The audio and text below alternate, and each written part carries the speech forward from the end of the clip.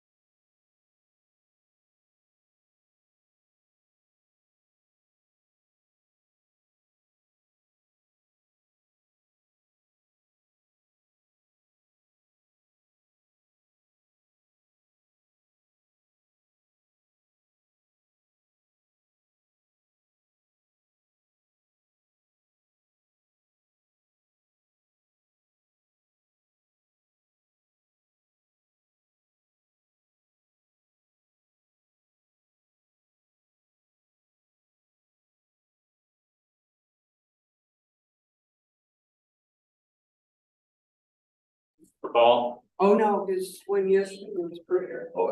Yeah. Are we live? Good, yeah, we All are right. live. Okay, so I want to apologize to everybody out there. We got a little late start. If you're on Zoom, there was a lot of frost on the windows this morning in the Helena area. And there was a lot of scraping going on. So here we are. But we will need everybody back in here to start this. So I did have a chance to visit with ex-director Hank Borsek last night in regards to the question that we were on to bring forward to today. So I think as soon as Stephanie gets back in, so we can talk that through. Yeah. So, You for reaching out to him. I know Amy was not able to attend. Not Amy. Emily. Emily. Right. Yeah. About moving. Yeah. Yeah, and you know, I decided that since he had guided us to that point in the past, it would be good double check to make sure we were understanding the same. Right, and he worked in licensing for a number of years as well. Okay. So, okay, so today, our agenda includes discussing the Hunter landowner stewardship course or the renaming thereof as we go forward. Excuse me. And then to move on to block management, some discussion there, technology, and then a couple of other items. And then we'll have public comment at 11:15 and final comments 11:30, and have all of you from far, far away on the road by lunchtime. Okay. So to catch up here, so after yesterday's discussion, I did have a conversation with ex-director Warsek in regards to this question of moving forward on a recommendation, and particularly to the update of the program, the Hunter Landowner Stewardship Program, and then the incentivization of that program with a bonus point. So I got a little clarification there. And again, this is a matter of simply a recommendation, and we can put that recommendation forward. And then any changes that do need to be made would obviously be made at the department level for that application. So, these out.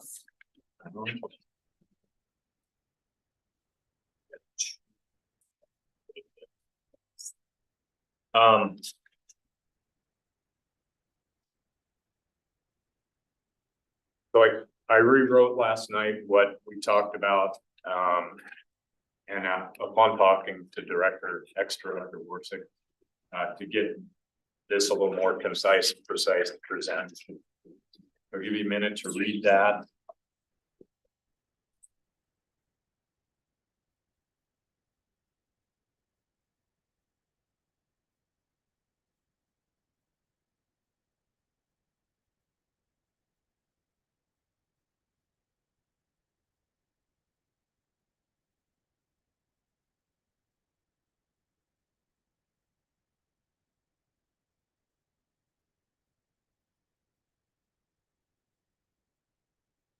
So, questions, comments in regards to what's written there? What did Hank say? What's that? What did Hank say? Okay, so the first paragraph is essentially the recommendation. So I'll just read it. PLPW Council recommends to FWP Director Temple to complete the updating of the existing Hunter Landowner Stewardship course as soon as possible, and to offer an incentive to hunters who complete the new course by offering 1 bonus point for 1 species of their choice. And that was his answer to what would work within the system that exists now and not create any problems with awarding that bonus point if there was legislation that authorized it. So it's pretty simple. That's the main thing. So questions? Oh, You know, last night when we left, I called Arizona to see what they're doing there. And it's kind of interesting what they do. They have actually 2 educational bonus points that they allow for their hunters that take one of them is 1 bonus point is if you take the hunter ed course, the full course with the field day and all that, and they give the person for that.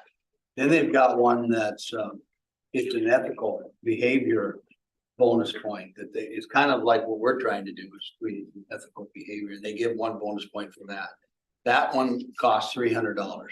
The other one is like $20, but you got to take the field day. Now, when I did do that to get the extra bonus point down, and I didn't know about the other one, I would have probably done that too. So then what they do is they give 1 bonus point. It's a lifetime bonus point for any species that has a bonus point. So and for everyone, so if you've been putting in for deer and elk and antelope, that bonus point stays with you the whole life of your time that you're applying. And I think, you know, say if you drew a mule deer tag down there, next year that you apply, you would only have 1 bonus point, and that would be your educational bonus point. And so I think, and then it would start over from there, but that's how they do it. And I just wonder, I don't know, I think if you give them 1 bonus point for all of this stuff, I think you'll get a lot more response out of people this way. I think you know, we probably won't have quite the turnout or the participation we will with just 1. And you're saying it goes away after they draw? oh yeah. So I mean, I just think that's not gonna be a very big incentive for. So just to comment in that regard, so this system isn't set up to give 1 lifetime bonus point. So it's not in the system. So that's why this would be, if we want to get this rolling and not move it down the road too far. And I don't know what's involved with trying to give a lifetime. So if we give a bonus, if they took the course and got a bonus point, and then they applied for whichever species they applied for, as soon as they received the permit or the license or whatever, then they'd have to start over again. Correct. Yeah, that makes sense, really. And if I can explain it, to my understanding, it would parallel how the bonus point system operates today. So there is a point where if you don't use, that's still in existence too, right? If you do not apply, you lose it after that went away. That's a preference point. So don't mix up the Yeah. preference point with the bonus. Yeah, okay, Yeah, you no longer lose your bonus. okay, you used to lose your bonus. Yeah, but you don't, okay. You know, one thing that I guess I would be in opposition to say, we'll give you a preference point for every species that's out there. Agreed. For one thing, you've got a lot of people that generally wouldn't apply for some of those, but it's like, oh, I've got a point, so I'm gonna apply for them. You know, if they didn't have the incentive to apply for them before, I'm not sure that should be given to them. I guess the other point though is in this write-up, it talks about potentially having this hunter stewardship class revamped every 3 to 5 years or reviewed and potentially revamped. I could see if, okay, we have edition 01 that comes out in 2025. And in 2030, there's a new course that comes out because there are new issues or we want to, you know, just reframe them that a person could take the other course and get a bonus point at that point, but I just think giving a bonus point for all of the species is too generous. The other thing I guess I would offer, maybe that's going down a path that we just need to leave with Fish, Wildlife and Parks, but I'd like the system, see the system set up to where someone, so well, I'll take the course and here's the answers and fill them in at the end and they can just go to the test page. I'd like to have it set up to where as the person goes through each page, they have to click on something that says, yeah, I've read this and they have to watch the videos or whatever before they move it on. And I know that's fairly easy for the techie people to do, but it don't make it to where, you know, dad takes it and here's your answers and I can go in and answer the questions on the last page. It takes me 30 seconds and I get a bonus point. That's how the Colorado online hunter works. You have to go through the thing, the question or whatever, watch the video. You can't just click through it. You can't just turn it on and go. Yeah, have an no. app come. You have to watch it. I'm with Dale. I feel that's a species point that's really out there, just one. And if you retake it, well, FWP will have to say if that's viable. I would agree. I think it's more of an incentive than maybe we think it is. Just the one. I mean, I talked to some friends last night about it and they were like, oh, we definitely would take it. So I gotta say, I agree with the way it's written. Yeah, I think you gotta start somewhere. And we can fix it after we screw it up. Fix it. Donna? I agree that I think one is perfect, in the respect that people, you know, right now, would there be a fee? Would be my next question, because right now a resident, if they want elk, antelope or deer, it costs $15 for that point. The non-residents 25, moose, sheep and goats 15, and non-residents 75. So, you know, if they pick the species, the chances of somebody actually getting a moose tag, even with that extra point, is still pretty darn slim. You know, and most people would take it, I would believe, and apply it more. Personally, I'd apply it more for a moose, sheep or goat than an elk or deer as a resident hunter. Maybe as a non-resident, they would go for an elk or deer. Yeah. I like the way it's written. Yeah, to your point on moose, sheep, goat, if you look at 380 percentages on the Elkhorns, that's as low odds as moose, sheep, goat.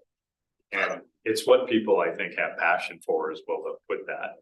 And we know this whole organization is built around managing, what did we call it some time back? Alcoholism. You know, just this uncontrolled pursuit. And I know it's different. There are muley hunters that are that passionate and everything else. But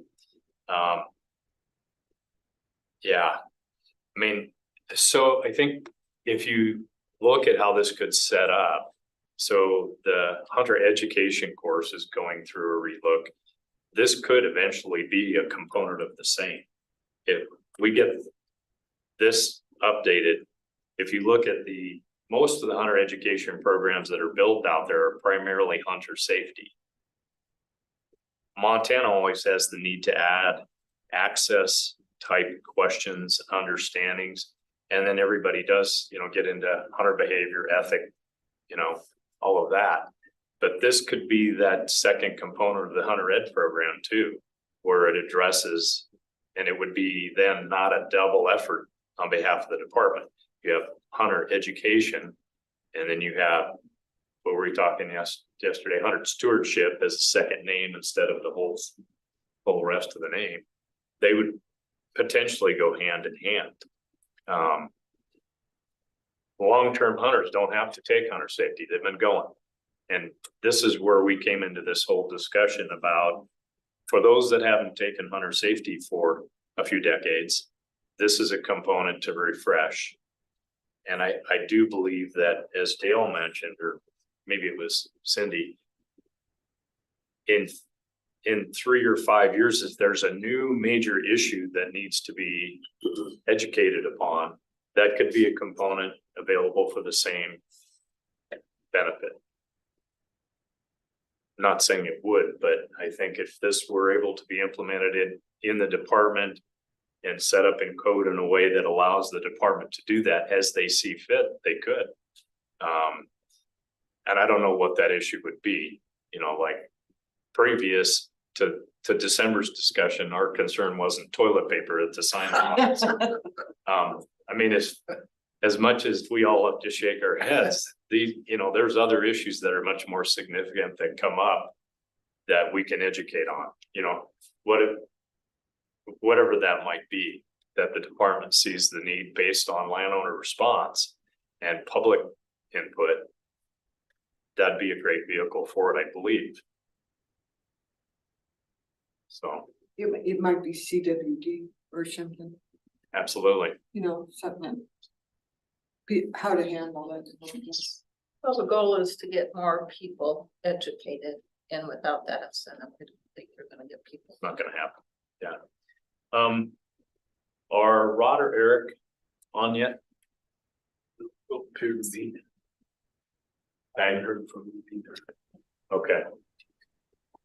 Rod said he had a fee. Before we leave, are we looking at leaving that or going something else? I have a question maybe for Greg. If the department were going to adopt this, how quickly do you think this could be rolled out and put into place? I would wait for the legislature to approve it, so. Right, so it'd be, it would take legislation. It's hard to say. I don't understand there's two components of this, so the education program, which is what I know. And then the licensing side of it, which I don't know. On the education side, I think if we had a formal program or a formal incentive like this, we'd probably want a little more formal program from a testing standpoint. So, we might look at changing platforms so that it's a little more to the point of making sure that we've got the safeguards in place that people can't jump through the system or game it to get a bonus point, those sorts of things. We'd probably look at some of that, but I think we could probably do it. We probably do that part of it within 12 to 18 months, of getting it set up in another platform. So would it be fair to say that realistically, provided the legislation passed, that probably the earliest this would come online would be 26? Answer that. Yeah, it's hard to know for sure because of I don't have a handle on what it would take on the licensing side. But again, if the legislature meets in this time next year and it gets passed, it goes into effect August 1st or whatever. It's just hard for me to think that even though some legwork could probably be done on it, it just seems like it's not likely that it would be up and running until 26. I just think it's important for this group to have a sense like, gosh, we voted on this and why isn't it in place? And just for the benefit of this group, that's why I'm asking that question. Regardless, if it passes or not, we still want this program. So, I mean, Yeah. I don't know why we would have to wait for legislation to pass. If you had the Hunter's Ed program completed, we could start working on something moving forward, even if the bonus point isn't part of it. Yeah, I think regardless of the recommendation, this recommendation and what the group wants to send to the director, we're gonna update the program. So that's gonna happen. You know, it might mean, you know, in the grand scheme of things, it might mean that we have a couple of updates, you know, kind of close together, but you know, regardless, we'll update. You know, we're in the process of working on that initial update now, so that'll happen. Thank you. Yeah. Other questions or comments? Do we need to make a motion? Cindy, nothing? You good? I'm good. Like, We need to make a motion to. You're already I just supposed wanna to do make it sure before the discussion. nobody has any other thoughts? Hey, Chairman, I had a question if I may. Drew. Good morning, everyone. Thank you. Hey, so Dale, good question on implementation. I guess I had another question on operationally. Is there any reason that this could be done in multiple ways? So not just a digital form, but could it also be done as, I guess, like a hunter's education course? Could there be a hunter stewardship course that FWP actually does, so we could actually have I guess I'm trying to say, could it be more of like a community event to where we actually do more of that stewardship and that community building to try and bridge some of those gaps? I'll leave that to Greg, right? So Drew, you're asking, like something that's informal, sort of more sort of a event type. Yeah, so I guess when I first thought of this course, I thought, well, it'd be easy just to make it a digital course. You take the digital course, you pass it, you get a bonus point. That's awesome. But then I started thinking like, well, in the spirit of what we're trying to do in terms of building relationships, you know, could this be held as a course and we could actually bring in additional things into that course? So not only do you show up to your regional office and watch the video on it and take the quick test or whatever it may be, but you also hear from landowners, or you're there to meet BMA participants and shake hands. Like, you know, could that be one of the options to doing this, or is that too much logistically? Well, it's a lot logistically. What you're talking about is kind of like a field day, in a way, which isn't I mean, you know, the kids that go through the field day and the instructors that are there to help put them on. The overwhelming opinion of those is that they're very positive. The challenge is getting people to attend. And so it comes back to your audience. Who are we trying to get to? And so I don't think, Drew, what you're suggesting is a bad idea. I think I would look at it as additive to the core course. So, but you know, we could look at options for, you know, and we've talked about this in the past from an R3 standpoint for sort of adult engagement. So the adult onset hunters, you know, how do we bring them in? How do we, you know, give them that good instruction and build some comfort with the activity? And that's similar to what you're talking about. And I think there's options there. I think we're going to have to mobilize more than just us to do something like that. It's going to take, you know, partnerships with other organizations and you know, people interested in the same sort of goal. Right.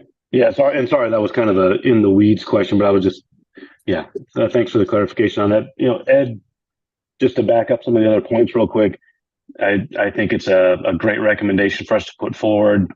You know, the bonus points are the golden tickets, right? Everybody wants one. So I think it's nice that we put together a recommendation like this, and I agree with a lot of the points made. Okay, thank you, Drew. So Ray, did you have any questions? Oh. Good. Donna? Do we have a forum? Yeah.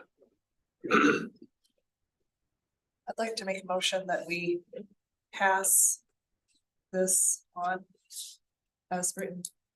So Stephanie makes a recommendation that we make this recommendation as written. Second. All those in favor? I got Drew either way. There you go. Okay, good. Wow, that's a lot of hair, Drew. You've been hiding out in a hotel room. For the crucifix. All right.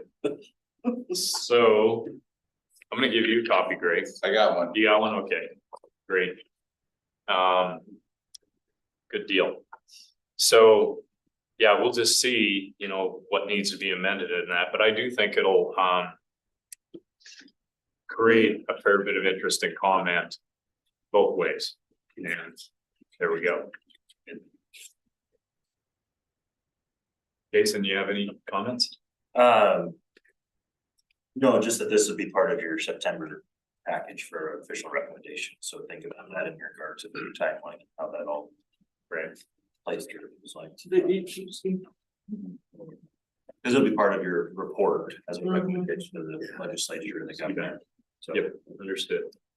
think about the rest of this year, not seeing a whole lot being done on it, that's where we're going. Okay, great, thank you all.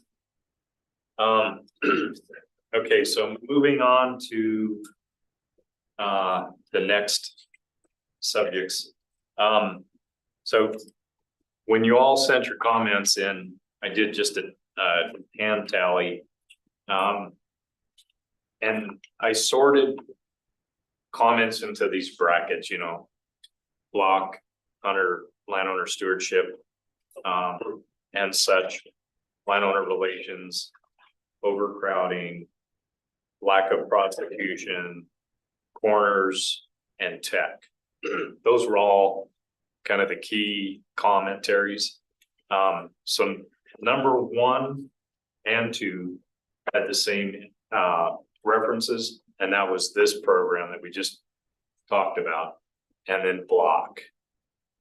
Okay. 3rd was actually corner, and 4 was lack of prosecution. So if you're all in agreement, 1 and 2 being hunter landowner stewardship and block, we'll move on to block next.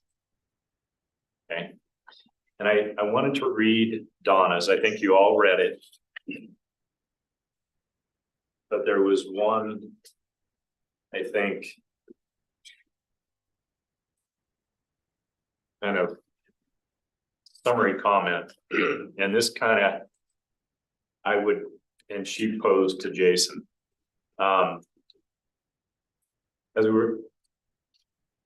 As we work together to solve these issues, I'd like to know, is there room for growth in the block management programs?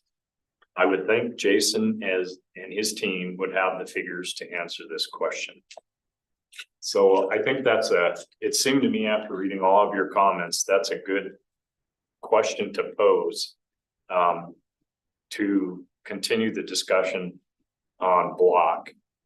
All of you mentioned block as the key concern that we have as a council. I mean, it's why this council was created.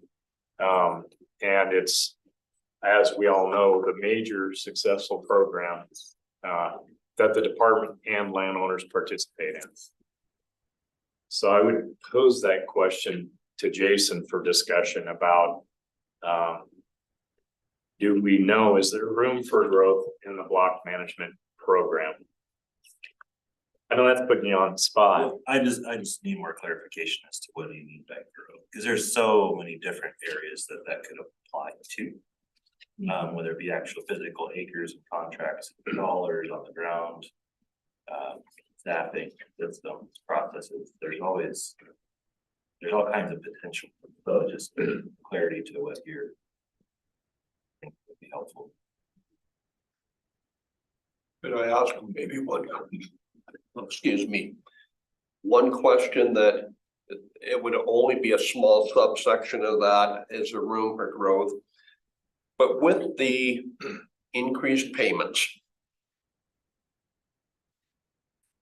one of the discussion points that we had before was, okay, if we've raised the cap,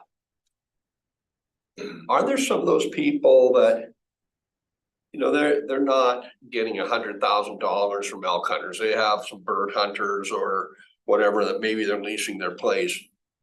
Because the cap went up, what's your thought in terms of people that are out of the program saying, you know what, the cap is now such that I would consider jumping back in or getting into this program? Have you put any thought into that, or has there been discussion amongst the regions? And what's your take on that?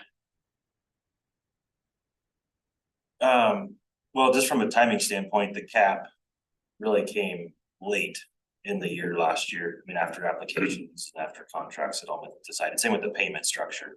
Yeah, it wouldn't have happened in 2023, I guess. I'm Right, looking so at we're kind of 2024 looking at, beyond. as we look into this calendar year, I'd have to probably defer some of that to the regional access managers that are on, whether or not they've had some reconsideration or new consideration in regards to the overall cap itself.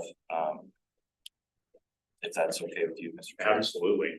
I don't know, I see Cheyenne and Trenton and Evan and Travis are on. I don't know if there's others.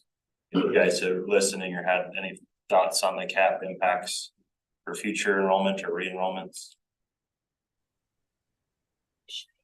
Diane? Yeah, I have had, actually in the last 2 weeks, I've had 6 new applications for block management, for the 2024 season. Many of those have stated that now that we can compete with outfitters, they're actually looking into providing public access instead of going with the outfitting route. I can't speak for other regions, but that is 4 of the 6 applications I've received in Region 3 have stated that it's because of the cap increase. Wow. That's amazing. Trenton or Evan or Travis, do you guys have any feedback on that? You know, I haven't actually specifically heard from any previous landowners that were involved in the block management program. However, from a regional standpoint, that is one of our routes that we're looking to potentially increase access. Is we have all of the letters that we've received in the past 20 years from landowners who got out of the program. So we're kind of start a new regional campaign reaching out to those landowners and letting them know that, you know, the payment has gone up. Would there be any interest from you guys, or at least touch base with them and see where they're at nowadays? But that's kind of our regional approach as of right now. Have you heard any new interest, Trenton? I have not so far, you know, not specifically saying because of the payment increase. We have had a couple landowners that we're going to be meeting with in the next month, but it's more the hunter management side of things. So yesterday I, you know, talked about the regional access project that we got just for the shoulder season.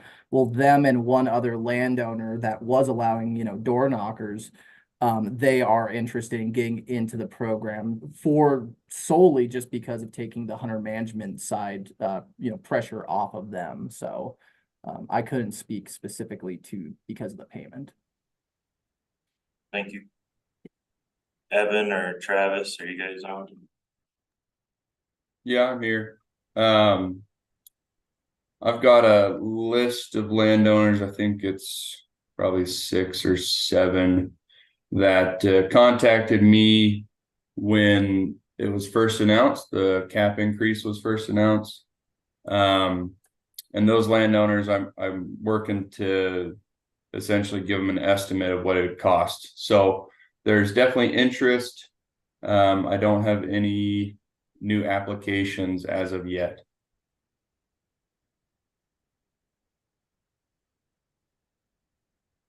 Travis, is he on? Yep, I'm here. So I've had one previous cooperator call and say he would like to re-enroll, and not because of the cap increase specifically, but more for the payment increase. He'll never reach the cap. And then there's just a handful of other landowners that have expressed interest, and at this point I don't I don't believe it's because of the payment or the cap increase. It's more hunter management reasons, but that's all I've heard so far. Thanks, Travis. Well, takes. That answer your question, Dale? Yeah, so I'm guessing that in fairness to all these block management coordinators, they're in the process of picking up the permission slips from 2023. The good season just ended. They're probably not really that focused on enrollment for 2024. So I think that's I'm hearing from the access coordinators. I guess I'm not surprised because they're just trying to get through or finish up 2023 at this point. Is that fair? Yeah, that's fair. And we haven't started really advertising or marketing an open application process. So once we get to the SOPs and the rules and everything is all final with the commission, in a couple of weeks, we'll look at probably a late March, early April application start date, and we'll start advertising in those landowner publications and media communications to try and make folks aware of because what happened with the cap increase from my perspective is everybody wanted a flashy number and they all thought, how do I get there? Versus, the daily impact rate, which actually had a much bigger impact across the board for all landowners than just the dozen or so that would actually hit the new cap. So I think that's where you'll see it potentially the interest in 2024 is those that look at the $17 up to $17 hunter day, as well as the enrollment payment for every contract and things we bumped up in accordance with the new structure. Donna? I guess my question would be with this field report, that was great to see that there really is an interest, and so that's helpful from the staff's perspective. But do we know how much, how many places we can add on with the funding we have? And I guess that's more my question is, like, at some point, the sky really is not the limit. How many additional ranches can we add? And we have all these hardworking people in the field. We don't want them promising something we could not deliver.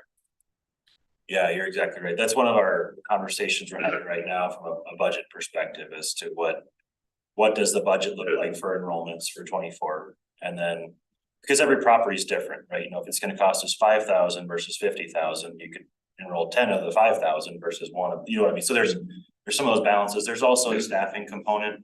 To your point, we don't want to just leave people hanging. Each region, as they consider properties, goes through an enrollment committee process. So they have various staff that actually decide whether or not this would be a good fit. Yes, we have capacity. Yes, is this a good opportunity to actually enroll that property? So those enrollment committees won't meet until in late spring, based off of the feedback we get. So we're working through the budget pieces right now. Okay, And just that's more my question. and a quick comment on that, Donna. Part of our charge directly is if there are issues within that funding, if we're ever up against that, part of our charge is then to look at funding issues and measures, which we haven't had to do in the last few years. If that were a case, it's kind of like the PLA agreements. They have a budget right now that has not been met. So if that were ever an issue, that would be a subject we would be charged with addressing at that point too. Great question. Lee?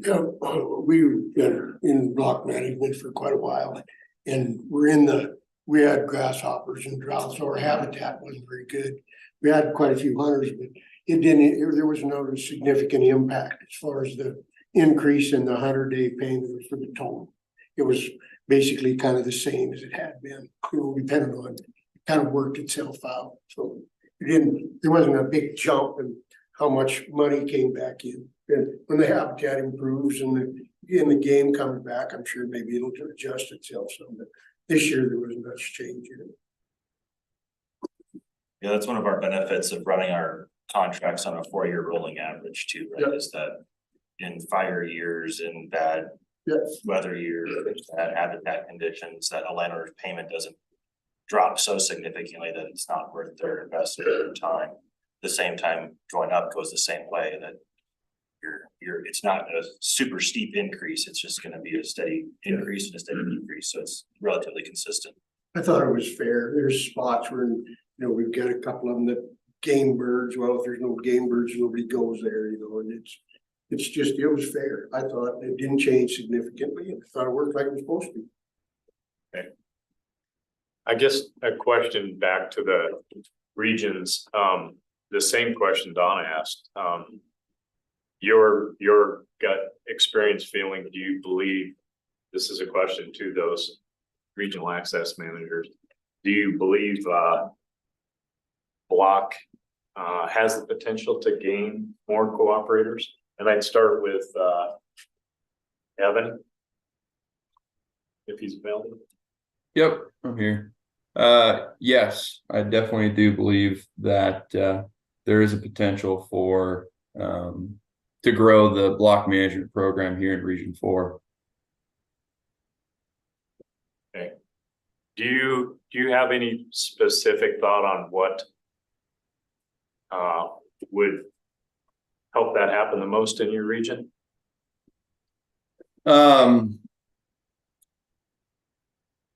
Getting the word out of the fact that it's such a flexible program. I think you guys have talked about that yesterday, that we don't necessarily get that out enough.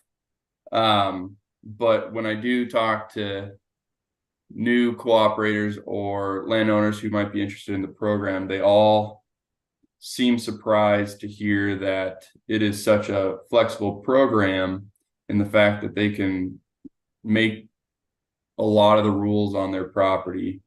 And so, spreading that message. And then I would say that if the program stays essentially in a way that we all are consistent across the state, which is what we are all working towards right now, then that will also standardize the program, and in my opinion, increase the program and get more cooperators into it. Thank you. Yeah. Travis. I don't have really much more to add from what Evan just said. I agree with everything he said. It is kind of still surprising to me, though, that as long as block management's been around, landowners, people, they really still don't understand completely, the flexibility we have to do whatever they want to do. And it just kind of boggles my mind how that is possible. But getting the word out on the program and programs, I think, is probably the biggest key just to growing statewide. Thank you. Cheyenne. Same question.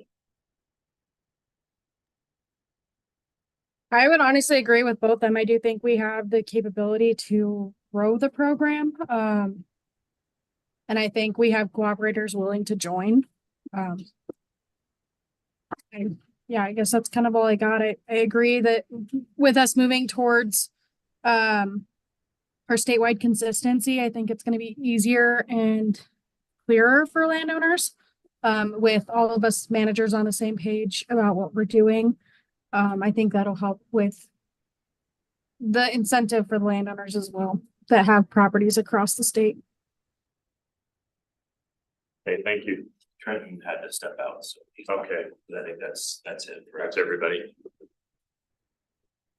To me, that's interesting flexibility.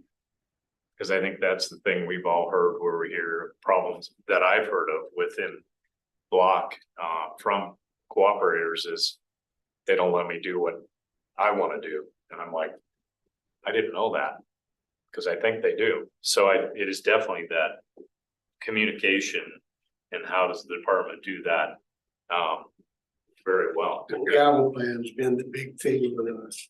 You know, and there was an old guy, I was going up the ridge there a year ago in the snow, and the road had blown full of snow, and there was a guy there about our age or eight, he had a pickup, and he was from out of state, and he was trying to stay on the road. I said, that's the only place there was any snow. I said, move over, just follow me, get over, drive alongside it, see this other set of tracks here, you can go there, but he was going from one place, getting stuck to the next place. I said, you know, but once you have that oversight, you know, they understand that, you know, if Katie was up there, she could have wrote him a ticket, she wasn't going to, you know, but, you know, I think that's the big thing, like our deal is just all state, federal, deeded, all mixed up, and they try to play by the rules, most of them, you know, and if as long as you have a block management deal, they sign the thing and said, I shall, you know, and it's good. That's funny, Lee, I've never thought of the confusion of, you're on the road and here's the puddle. And you know it's 2 feet deep. Yeah. So this guy, I don't know, on his first trip to Montana, he was from Michigan or somewhere, he had a 4-wheel drive pickup with highway tires on it, and he looked like, I don't know if he had a walker or not, I didn't see that, but he was out there. I said, no, the main thing is to get home safe, you know, if you deviate a little, you're fine. Yeah. I got a question for Jason. Is it, I mean, you say you're flexible, say one rancher, can he lease out his archery hunting to a group of guys and then put the rifle hunting into the block? Yeah, we could accommodate that through a season length restriction. So instead of getting the full up to $17 per hunter day, you would just basically close the archery season to the public. And then the public would have their access to the rifle season, but it would be considered a season length restriction because it wouldn't be open for archery. Do you reduce their payments per 100 day then?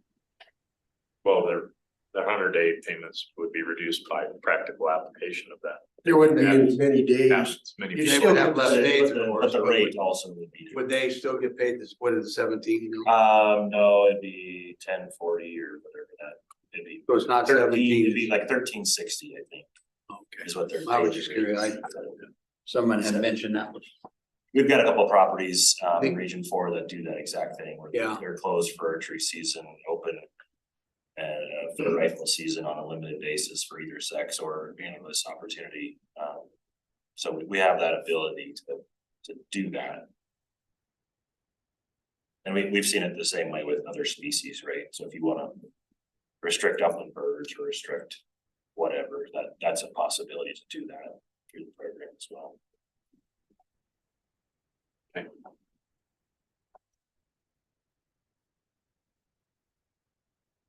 So, in the arena of block management, again, trying to catch us back up from where we were, went through some of our comments and questions and I guess directions we were trying to go. And for this discussion, just see where we go. And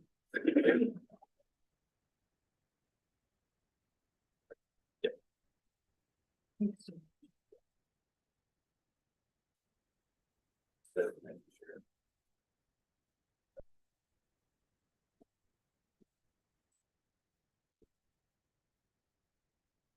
I know it feels like we kind of did a deep dive on block and came to the big thing was cap and 100-day payment.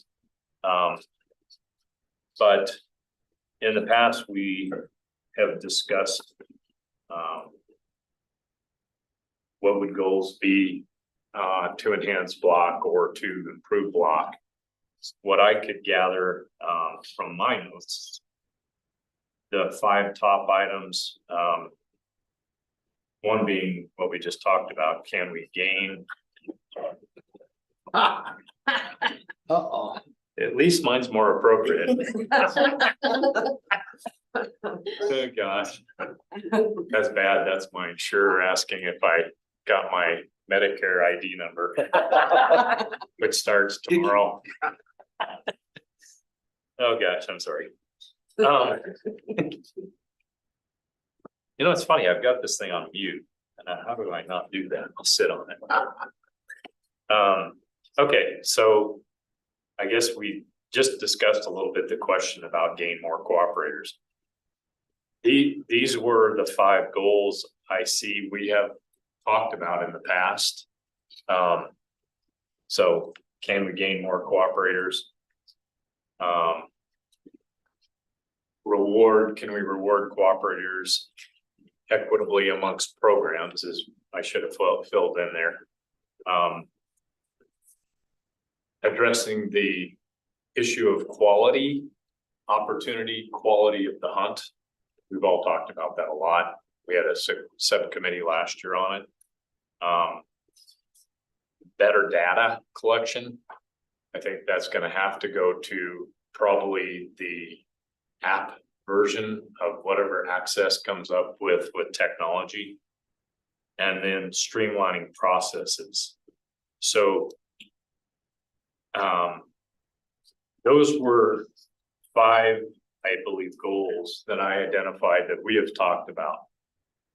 I don't know if there's something that jumps off to you about a goal in securing, improving, or enhancing block management that isn't on there. And I know this is kind of quick, but how do we improve something that's already really great? You know, and we presented the cap and the 100-day payment as a disparity, and that's been taken care of. These were other issues that we had brought up in the past. Or would there be others to add to those top 5 that you can think of?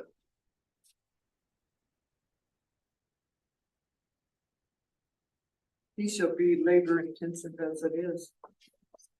Yeah, well, and we know the program is solid. We know you've got great people in the regions doing great work. They're talking about creating consistency across the regions in the application. They're already working at that, trying to make sure that how they approach all the cooperators is consistent. So let me go through these a little bit more to refresh our memories. So gain more cooperators. We talked about raising the cap and 100-day payment.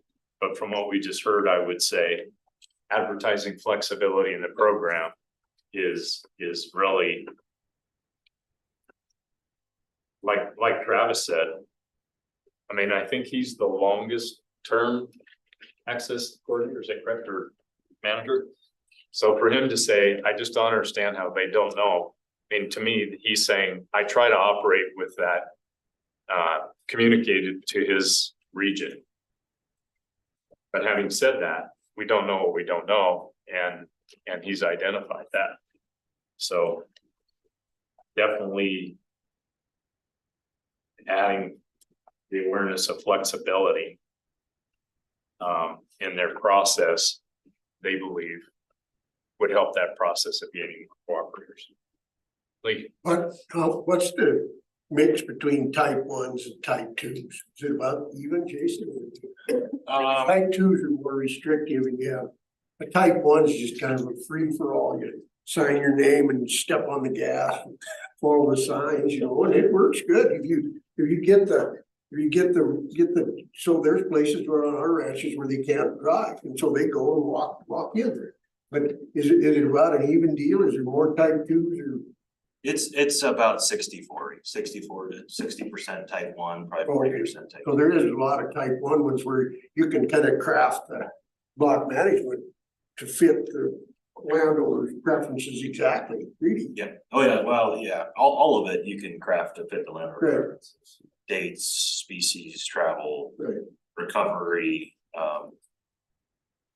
I think from a landowner's perspective, that flexibility is really key. From a hunter's perspective, it adds complexity, right? So then as a hunter, how are you trying to understand that each property could be different, each rules could be different, what you can and can't do, camping, fires, all those things from a hunter's perspective can be somewhat over burdensome at the start as you're just trying to figure out how this all works. Yeah, I think that question is definitely part of the component of education. Yeah. you know, in that course, you know, can you camp on all block managements? No. Well, in the state and the federal land agencies have different rules, you know, and so up where we are, there what's deeded, what's, you know, it's not a lot of deeded because there's no land for every railroad. And so a lot of it's federal and state, and then there's a little chunk of deeded that the road goes through, you know. And that's kind of how it goes. You know, if a lot of ranches up there are 20% deeded, the rest of it's leases, you know. So. And we've had properties where landowners have wanted to be too restrictive, meaning like we're only gonna allow access for 1 week for one species. It doesn't fit for the program, so that's where that enrollment committee that I mentioned earlier kind of sits down and looks at all the pieces of it to decide, should we actually enroll this property or not, or is it gonna be more of a headache than it's actually worth? We've had a few that we've actually denied enrollment because of that. Probably going from the type 1 hunters going to a type 2 one. The hunt by the mile guys, they probably get confused when they get to a type 2 one. The guy said, no, we got a park right here. You know, walk in. We'll read the back of the map. Yeah. Okay. Any other comments under 1? For gaining more cooperators, any other thoughts on that?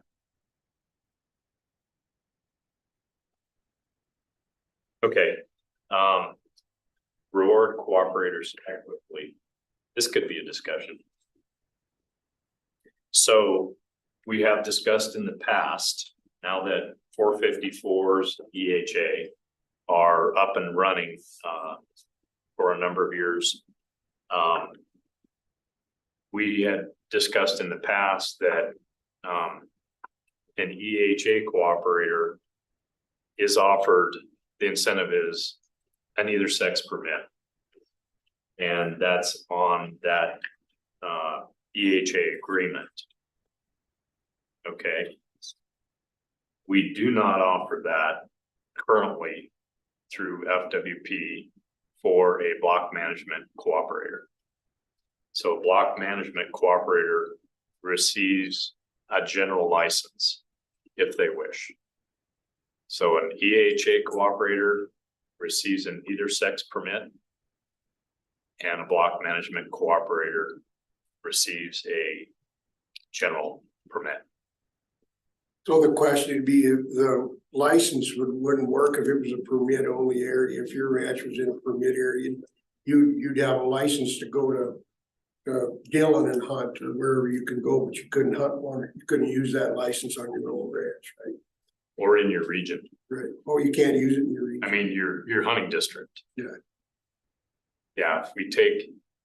Stephanie? Go ahead. I think I've read through the EHAs. I think several of the block managements actually did receive permits. They applied, from what I read. Can you clarify that? Yeah, So yeah, you're right. The statute authorizes a landowner and block management to get a general elk license that's valid district wide. We also have the EHA program that landowners who are in block also qualify for. So they're applying for both programs on the same parcel just to get that either sex permit. And potentially preference. And potentially they could use. Landowner preference too. Yeah, right. So yes, you're right. There are a handful of properties that are doing both.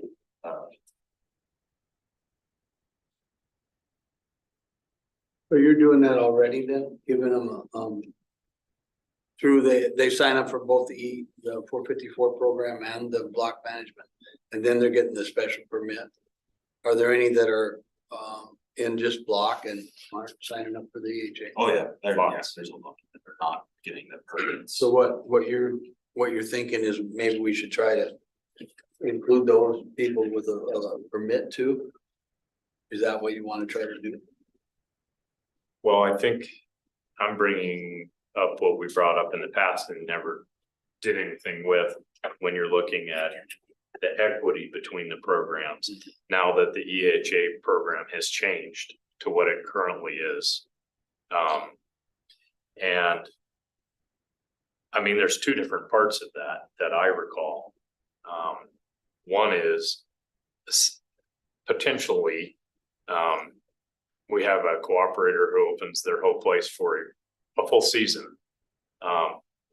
With whatever flexibility they apply to their block, and they receive a general license. But if they're in a unit that has a draw for a species, they don't get that permit for that special deer or elk or antelope, even whatever it might be.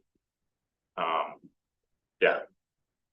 And we have some doing both already. I don't know if it's a huge complication. It's just another layer of administrative burden, really, is the big thing, because you're going back for a second time to try and match up. And then from a public's perspective, the public hunters are looking at the EHA opportunity as more or less a novel or niche access opportunity. But it's actually just a type 1 BMA. And so the landowners are directing them right back, just go to my sign-in box as a component of my EHA, but it's really operating. So the hunters are not really enthused when they are told it's a type 1 BMA or a type 2 BMA. Just get permission like anybody else would if that landowner receives the either sex permit as a part of that program. And so we've actually even seen it the other way where, you know, the whole goal for one of the landowners was to get a bull harvest opportunity, and through EHA, they can actually get multiple licenses for every 3 people that are allowed on your place. You have the chance to get another either sex permit or license. So we actually had somebody pull out a block to get 3 general elk licenses to be able to harvest 3 different bulls on their place. So we're actually seeing somewhat of an inverse effect of what's actually trying to happen with both programs not necessarily working together. Maybe a question for Fish, Wildlife and Parks. When you give out a general deer elk tag to a block management cooperator, do you ask them to, or do you require them to ask for it, or is it just sent to them and here you go? No, they designate a person that will receive it, whether it be themselves, a family member, or an employee. You gotta show who gets it. There's an application. How, and yeah, no. gut feeling of those block management cooperators, what percentage of them even ask for a permit? We give out about 1,100 licenses out of 1,300 cooperators. So pretty significant. Okay, thank you. Can we get a wolf license? No. Not yet. No bear. Maybe a recommendation. 1, 5. I just want to clarify, Dale, every year when they're re-enrolling or any new enrollment, it's on their application to check, yes, they want it or who they want it designated to. So they don't have to, it's not outreach that they have to do on their own. They're asked every single year. Okay, I did not know how that worked, so Yeah. thank you. Well, wouldn't that just apply to non-residents? Because the resident gets a general license no matter what. So are you saying there's 1,100 that are getting just the deer or elk license? So there's, as a non-resident, you're given the non-resident combo, the big game combo. So deer and elk, it doesn't count towards the 17,000 cap. That's always a big question too, is that part of the game. So as a non-resident landowner, you can get the license yourself. Or even as a resident landowner, you could designate that non-resident package to a family member or an employee who lives out of state. Same with the residents, you receive the Sportsman Without Bear free. So instead of the $100 that it is, you get that as the landowner, or you can designate that to a family member or employee. So yes, as a resident, you could go buy a general elk, general deer. We get about 900 of those 1,100 that are for resident hunters, whether they be, again, family members, employees, or the landowner themselves. And then about 200 of them are non-resident hunters.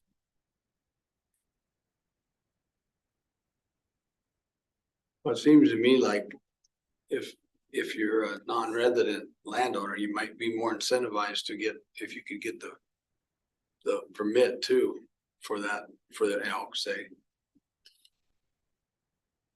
Yeah, I think for both resident or non-resident, your incentive is Yeah, there. well, It's just which you're right, program. because you- that permits, Right, so it's It's just which special. program do you want to chase, and then what's your permit valid for, right? So for elk hunting access, your permit you'd be given for those 3 public hunters is valid only on your private property. If you're given a license currently through block management, which does not include a permit, that's valid district-wide or wherever there's a general elk license do opportunity. you think it would incentivize more people to be in block if they could get the permit too? Yes, and I also would think that it would be. The incentive is the permit, because we do have people doing both right now. They really want the permit, on their own place. And we also have some cooperators who are, so with elk hunting access agreements, if we had so many applications for a hunting district that was over 10% of the quota. So in hunting district 690, this is where it really applied, was we had 5 permits through EHA available, we get 10 applications. Of those 10 applications, some are in block management who are also wanting to hunt a bull on their place. But if those 10 applications of the 5 permits available don't draw out of that random selection through EHA, those EHA permits aren't going to go to block cooperators, and so they can't hunt their own place, even if they wanted to be in both programs. So it's a roundabout way of me trying to outline it without drawing. Do you think it'll cause a problem if they were to get a permit, if they were enrolled in? I think the question becomes, where's the permit valid, right? If it's another district-wide either sex permit, that's gonna upset quite a few hunters, right? If it's a permit that's valid only on your own private property, as an EHA is now, I don't know if there's as much conflict. But that's. Would it take away from the existing number of permits that are available? Or could they add it into an addition to? Right, so that's kind of all the logistics we'd have to discuss and figure out, right? Is it part of the quota, is it addition to the quota? With elk hunting access agreements, we've always offered up to 10% above the quota. So if there was 100 permits set by the commission through the annual season process, 10 potentially would be available through EHAs. Mr. Chairman, Rod had his hand up. Rod, welcome. Thank you. Jason kind of touched on it while I had my hand up. But where would those permits come out of? The existing pool, or are they going to be created? Because I don't know if a guy really needs to be dipping into a pool of 100. Very bad. Right, that's kind of the discussion, is that you could propose that it be part of the quota. With elk hunting access right now, we've operated that it's up to 10% above the quota. There's all kind of combinations you can come up with, but that's really what the issue right now is the block cooperators having to do things, not authorizing or allowing additional public access. The public hunter thinks they have this opportunity when it's really no benefit. The landowner wants the benefit, but they can't get it, so they go to both programs, and now we're visiting with that person 2 or 3 times or 4 times, so trying to get the same contracts or multiple contracts through the process. Yeah, that's a sticky wicket. You know, and I think the other thing we haven't discussed in this equation right now is, so a cooperator who is on an EHA program doesn't get monetary compensation as a block cooperator does. And that was the original differentiation between the two. The EHAs were for someone who wasn't interested in that monetary compensation. They were interested in that tag, that special permit. But now it's kind of interesting, because we were always worried about PALA and block creating a problem for one or the other, particularly PALA creating a problem for block, and it didn't. But EHAs have created a problem in the special permit world that was not foreseeable. You know, And it's interesting because as I talk to landowners, you know, in our region, 380 is the big yahoo for special permits for a both. And you realizing that the cooperators that aren't blocked get paid for it, they still would like that bull tag to hunt on their property when there is a large number of elk on their property regularly. So it's kind of a dilemma. And I don't know if that's an equity issue or exactly what. I know it's a complicating factor for administration of access programs by the department because of what you just heard, you know, and it's led to people getting out of block, which is counterproductive. And the other thing you have to remember that landowners, both resident and non-residents, get what, 15 and 10% of the special permits anyway. So they've kind of got an advantage there to draw that permit too. So, and yeah, so I don't know. It might be better not to open that can of worms and give that to the block management coordinators, that because they do kind of have a leg up because they're gonna get the general license no matter what. And then, what is it? Is it 15% for resident landowners and 10 for non-resident landowners? I'm not sure what the new non-resident preference pool created, but for resident, it's 15% of the quota. I'm pretty sure it's 10 when I looked those numbers over. So we might be better off not to. Yeah, I don't know that if any one of us has a solution for that. I think that's why we talked about it and moved on. But now that we've seen the implementation of the EHA program, you can see how it works out a little more. I don't know if the department would actually have a need to bring some different sidebars to that or not. I mean, it could be as simple as that. We look for the department to suggest any ways to iron that out so it simplifies the process. How many block management coordinator program people that are enrolled in that have jumped over to the 454 program? Well, there's one that I know of that's dropped from block to get into the other because they wanted 3 general elk licenses for non-residents because they're guaranteed through EHA more or less. There's about a half a dozen of them doing both, where they're in limited permit areas that are now seeking approval from the commission to be authorized in either sex permit to go with their guaranteed license that they get through block. We've had some communications from landowners that aren't able to draw antelope. Right? They want an antelope tag. Elk isn't a big deal, but you know, they want antelope, but they can't get it. So they're in block, and that's one of the lucrative pieces that they would like to see added to block would be antelope. So that's what we've talked about, you know, species of choice conversations. We've talked about similarly if there's there's no guarantee. So if a block cooperator in 380 wants to have a permit, there's no guarantee that they can get it, but they can compete against everybody else who wants it. Kind of as that 10% cap kind of thing. All administrative logistics. I know from matching hunters the last 2 years, every time you talk to a hunter and say, here's the landowner's communication, and they go, call the landowner to get permission, the landowner says, go to the sign-in box, the hunter comes back to us and says, well, what's the added benefit? Why am I being allowed to hunt this place? All I had to do was sign in to begin with. There's no, we really struggle with trying to match people who are like, do you want to go on this property that's open to the public anyway? Why? You know what I mean? There's just been that.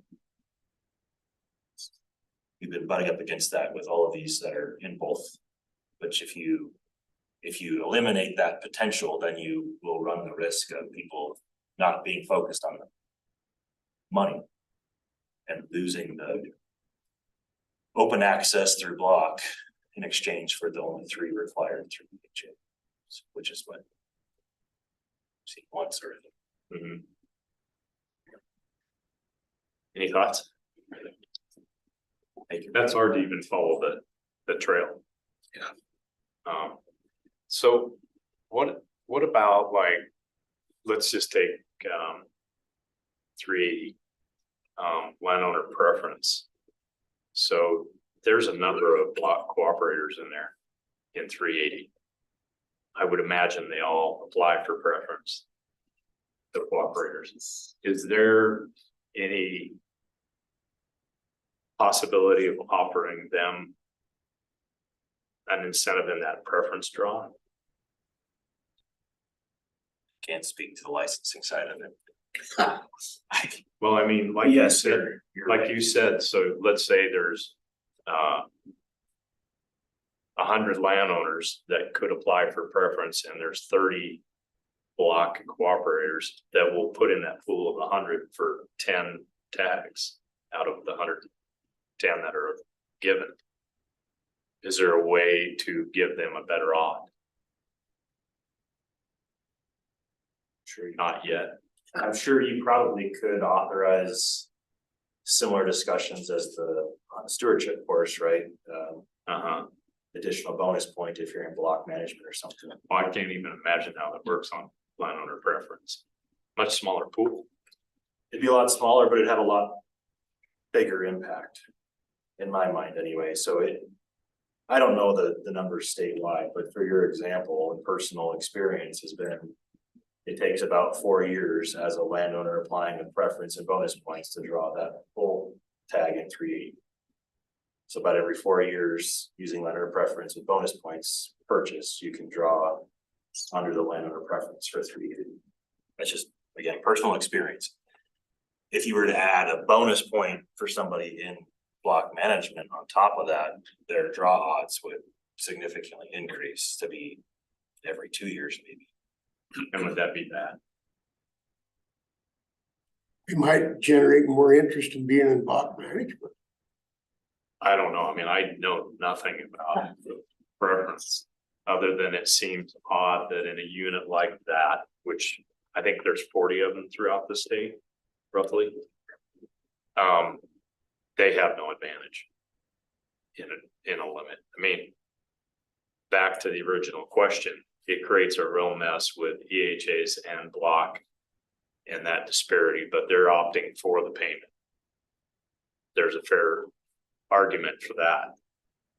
But amongst preference applications, would that be feasible to give them an extra preference? You know, point, if you would. my thought was really, Lee just kind of expressed that. Would it make a difference? I mean, it'd be interesting to hear from Fish, Wildlife and Parks say, okay, if this were out there, how much more interest would it generate to get people into block management? Would it be significant? Is it worth the workload to move down that path? Or is it, gosh, it'd be a nice freebie or an incentive for the people that are already in? And I don't mean that in a disparaging way at all, but really, if we're trying to grow the program, get access to some really primo areas, would this do it? Or is it just a nice benefit to give people that are in block management right now? And you know, as you're talking about that, Dale, the other side of that qualification for preference has been this definition of who can apply with a minimum amount of acreage and the potential presence of elk has always been kind of this on the low end qualification heartburn. I don't know if it's a better way to put it, but where people are able to get it and they're really not involved in anything other than they own. Is it half a section or a full section? 640 that must be used by elk. Used by elk. But that is such a nebulous definition. I mean, it could have elk walk through there and yep, we have elk droppings here and they came through twice a year and yep, they're using my property. I mean, it's not so there's a lot of room in there to not people or to give people that benefit that, yep, I've got elk on my property and they're using it where it may be very minimal. Is that fair? Yeah, I'm not gonna. Yeah, that's a very complicated issue. Yeah, it is. So who in the regions would deal with that the most often? I know Evan, if he's on, had this similar conversation as well as has a handful of cooperators in EHA and block management. So Evan, if you're on and available, do you have any comments on it? Region is Evan. Evan would be region 4 out of Great Falls. Yeah, so I've talked with quite a few existing cooperators who have been trying for years and years to get a special elk permit. And then when the EHA program came out, I went and talked to them about this program and how you can utilize it in conjunction with your block management. And so they've done that for a few years now. And I did the surveys, the landowner and the hunter surveys for the EHAs last year on their property, and everyone seemed happy, even though there is that discussion of, you know, hunters are getting picked to then go hunt on a block management that they could have hunted already. Everyone was still very happy for the opportunity. And in some cases, the landowner will give those hunters that were designated through the EHA, the landowner will give those hunters a little bit more help, whether that's driving on some roads to get further back into the property, more coordination between the landowner and the designated hunters. And so in those cases, a lot of those landowners realize like this is a great opportunity not only for them but for these hunters, and so they really try to help each other out. And then there's been other discussions about you know, why is it just elk? I've been in conversations with, say, the next generation of landowners on a piece of property, and their main issue is that they can't get an antelope permit on their property when they have a ton of antelope, or they can't get a deer permit. And you know, that could be a pretty good driver for this generation and the next generation of hunters or of landowners who want to come into the block management program. So yes, I talk about it a lot. I've talked with a lot of the EHA, pretty much all of the EHA cooperators in my region. And a lot of them say, you know, if we're receiving a bull permit, why would we restrict the hunters to cows? Because we have this great opportunity. We want to provide this great opportunity for the hunters who have waited for years and years just to get that permit.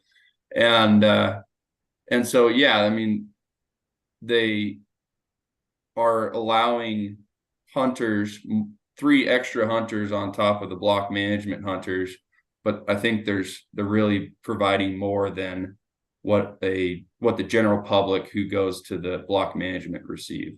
So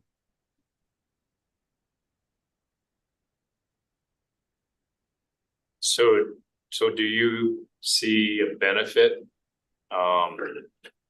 in, I guess the goal was gaining cooperators to block by enhancing the preference, whether it's antelope or whatever their species of preference would be? definitely. So yes, I believe, just through the conversations that I've had, I believe that if there was that incentive, whether it's you receive a big game permit of your choice, or whatever the committee decides on, permits is one of those things that the state can provide and use to say compete with other interests, whether it's land trust or outfitting or pay to play, trespass fees. I mean, the state has that ability potentially to do that. And so I do believe it would increase the amount of cooperators and the type of access that is being provided. I was wondering if we couldn't give them a license. If they're allowing deer, elk and antelope, then why shouldn't they get a license for each one of those species that they're allowing to hunt on their property? So antelopes are licenses, they're not permits, so we could do that. And just expand it to the antelope now.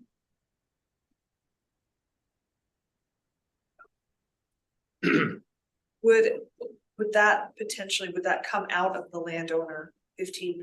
Would that be in addition to the? Antelope don't have them. Antelope have a landowner preference as well of 160 acres or greater, just like deer. What percentage is that, you know? It's 15%. So how many, I mean, I just pulled up the elk permits that landowners get on my phone. And like for 380, there were 25, there are 15, you get 15 landowner permits. 25 people put in, so 15 drew. The weird thing was there was one non-resident that put in and he didn't draw, but there's all these stats that are out there that you're talking about. And I guess we could look at the antelope too and see. I mean, if they're saying they're not being able to get an antelope license, but it appears to me that they should be able to get one with the percentage going to landowners. Is that? I guess I could look at that number on the draw stats.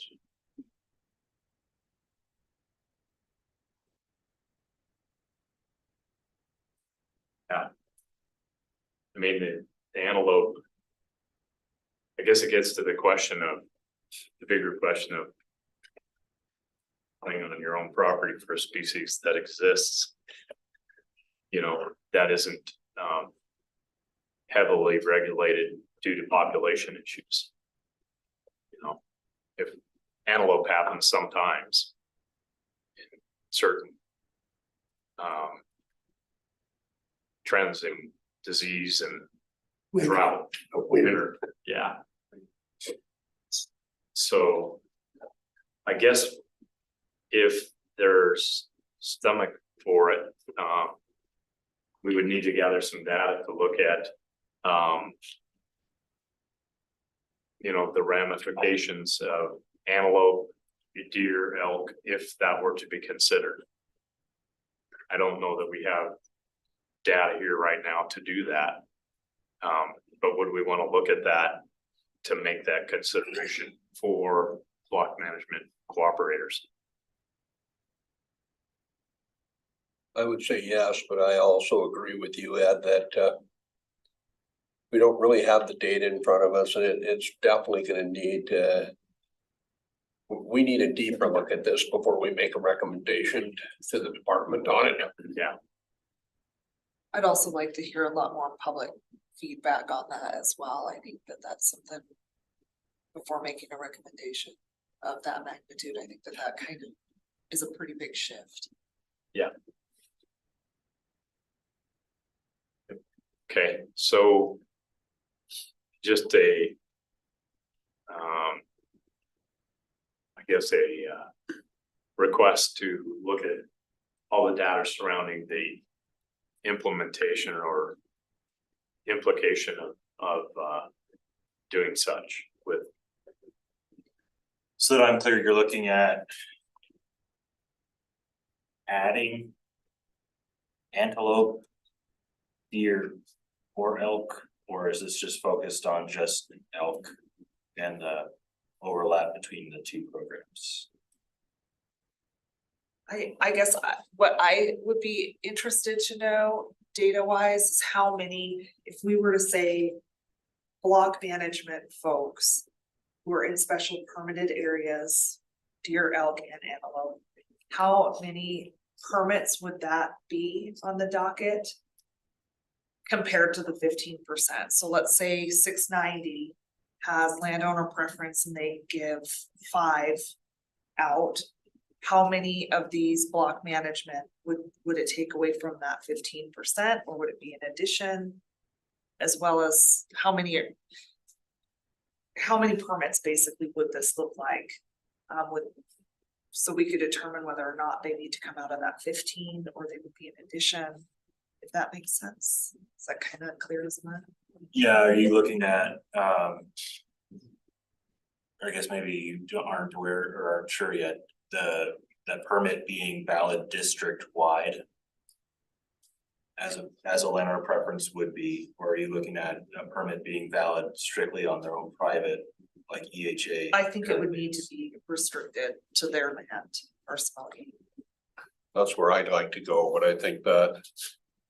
My guess, if it goes to the legislature, there's gonna be significant pushback from the legislature. On that concept, just based on discussions that have happened over the past couple legislative sessions, but I agree with you. For me, I would like to see it restricted to their ranch unit. I think Go ahead. that probably would lessen the public pushback on that. Plus, it also somewhat alleviates that is the animal on the property issue that we've had in the past. Well, I just looking through the antelope draw stats for the landowners.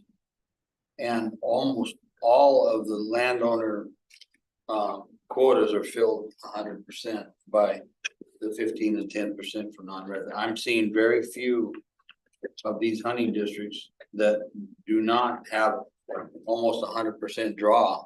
So I don't know how the cooperators are not drawing an antelope tag. If they're using, maybe they don't know about the landowner preference. I don't know.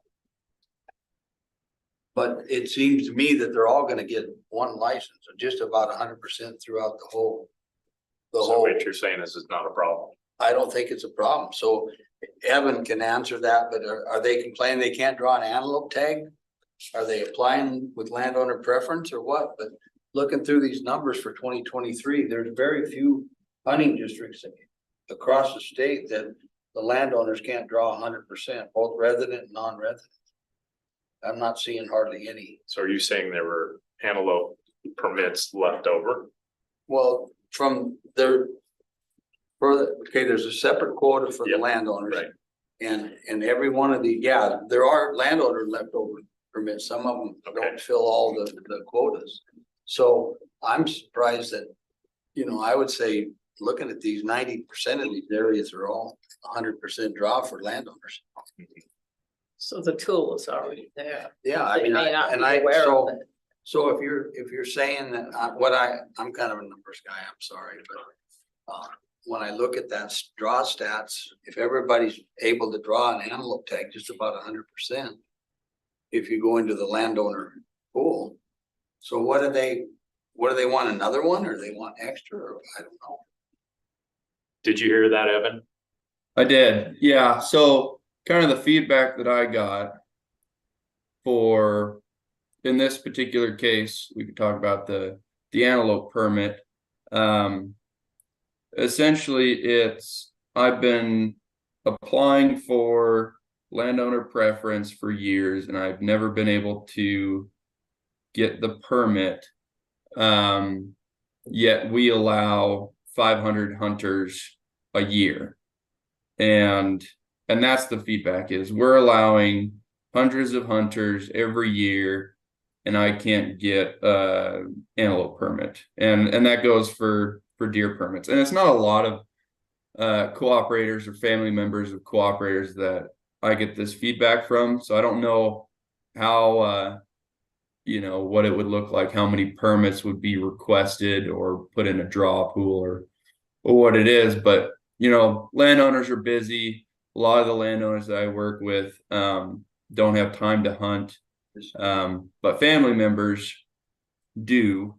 And that's kind of where I see a lot of the feedback is, you know, we allow for EHA, for landowners, say in 410, we allow 2,000 hunters on our property, or 2,000 hunter days on our property, and we can't get a bull permit. And so that's kind of where EHA was able to fill that void. But we see, I see that with deer and antelope as well. So hopefully that answers it.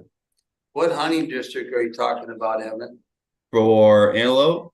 Yeah. Was it 400, I think? Or, well. Was it 401? 401, 404? I think it's 401. Okay, there were, in that one there's only 200 permits, so there were 30 landowner are these resident or non-resident? Resident. Okay, so there were 41 people applied, 29 drew. That's one of the rare areas. So I mean, for him to say can't draw an antelope permit, I mean, it's pretty unlikely that you got almost 60% chance in that hunting district. I just looked at it. It's 404. 404, there were 43 people who put in for 30 tags, so. Yeah. So I think, Paul, my thought about that is if they get a deer no permit, but they're in an antelope area. You know, and they want an antelope tag. Might even have put in for preference for antelope, if there's enough population. You know, if it's not a management biological limit. And they want it. Just would simplify it. But your point is it really a problem? Well, it's not. And That was a rare hunting district, but most of them are, there's excess landowner permits or licenses available. Yeah. They don't even meet the quota there, and most of them. I think we just need to make sure that if we put this out, you know, for public comment, that we definitely put the hard stop, that this stops at deer, elk, and antelope.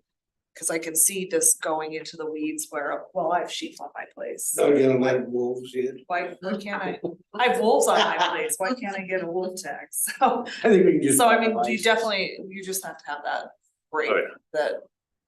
I don't think you can get into moose shoot go. Or I mean, bison. or bison, yeah, all those limited draws that are so, I mean, it takes more than a lifetime to draw. Right. For everybody. Right. So, Just put okay, that so hard stop that.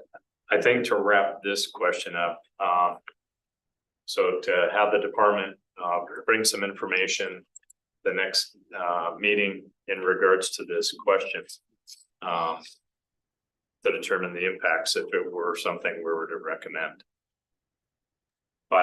Biologically season setting, all that, how would we look at that as far as an impact? That good, Jason? Yeah, and all other considerations that you're aware of from application. I mean, I think to us, it would be a matter is it incentive? I mean, we maybe got into the weeds on antelope, you know, the big push is always that overlap with elk, the coveted species. So, and clearly, before we could do anything, you've got to have plenty of comment. Yeah. Okay. So currently, I'm guessing, sorry, quick loop back. I'm guessing currently we don't offer deer tags for EHA at all. It's just elk. So there's no special preference in permanent acre areas. Outside of the landowner preference pool, there wouldn't be a. Cause that would be another consideration is if we're going to antelope, would we allow deer and. Then you've got the, coveted 270. Yeah. Yeah, it'd be permitted deer areas of concern. Correct. Yeah, which change. The way it's going. Okay, so. We take a break real quick. She already did. Some of us couldn't read. Okay, so let's do 10 minutes. I've got to write about 10 o'clock, so 10 minutes and we'll get back.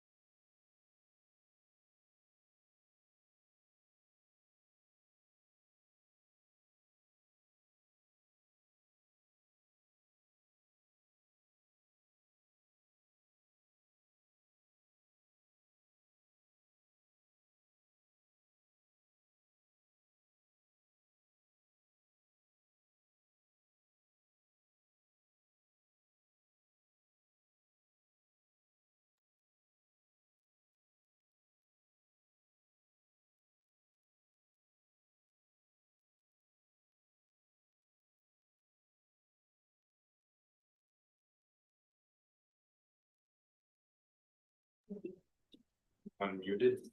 Unmuted. All right. So, Drew, just real quick check, Drew, did you have any comment on that last discussion? If you're there, you're muted. All right, I'll take that as I'm not there. So just before we move to the next subject, so any other comment or input in regards to that question? I have a question that I'd like to direct towards Stephanie or Jason. I don't know the validity of this complaint or concern, but I've heard that there's at least been one instance, if not more, on the 454 program where a landowner received that coveted elk permit, went out and shot his bull and said, I'm not letting anybody else on. I got my bull, I got what I wanted. Do you know if that is in fact, if you're hearing that, and then if so, what steps are the department taking? I can address it. So yes, I've heard that complaint both last year as well as this year. I don't think it's very widespread. There are certain properties, again, I have firsthand personal experience with a relative of mine that had that experience in Region 7. So I know it's happening. The recourse right now that we've discussed, that I've discussed with our legal unit, is basically they can't apply the following year per statute because there's no criminal limitations currently in the 454 statute. I had it come up a couple weeks ago as well in Region 4. A complaint from a hunter about Region 4 property that was similar. So Ed and I have actually discussed, is there potential to look at issuing a license or permit the following year, similar to how we treat block, that you have to fulfill your terms of the agreement this fall 2023 to get a 2024 license. But yes, and the surveys will show that there's been some issues with hunters trying to get access to properties, and it may be valid. The landowner might not be busy or whatever. There may be valid reasons as to why that public hunter couldn't get on. But I know with the certain case that there was just no response to the public hunter requesting permission.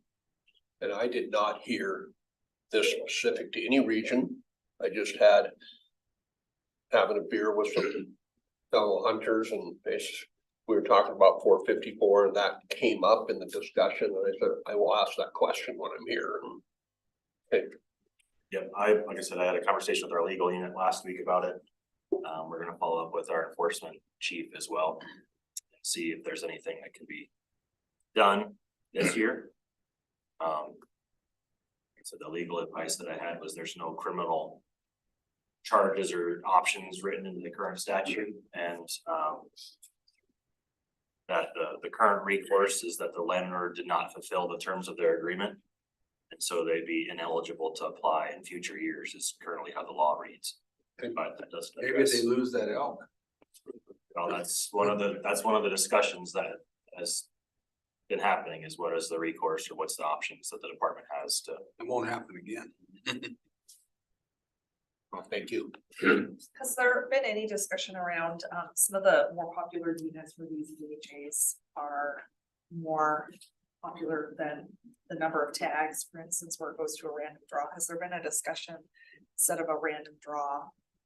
Looking at which ones are the best deal basically for the department and the public?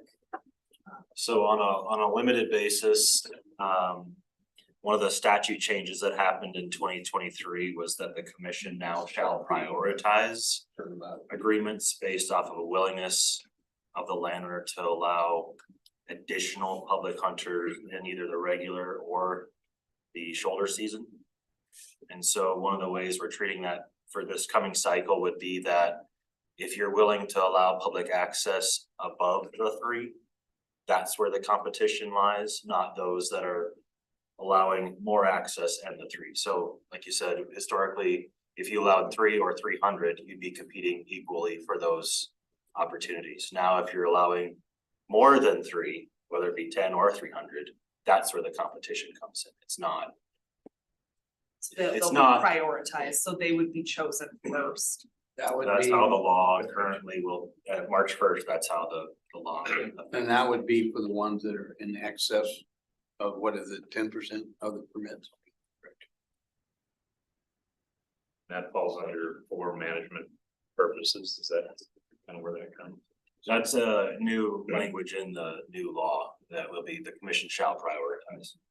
Same with the 640 acres, that requirement of 640 or site conditions to accommodate successful public hunting is now in law. That's another change that will be happening for the 24 season.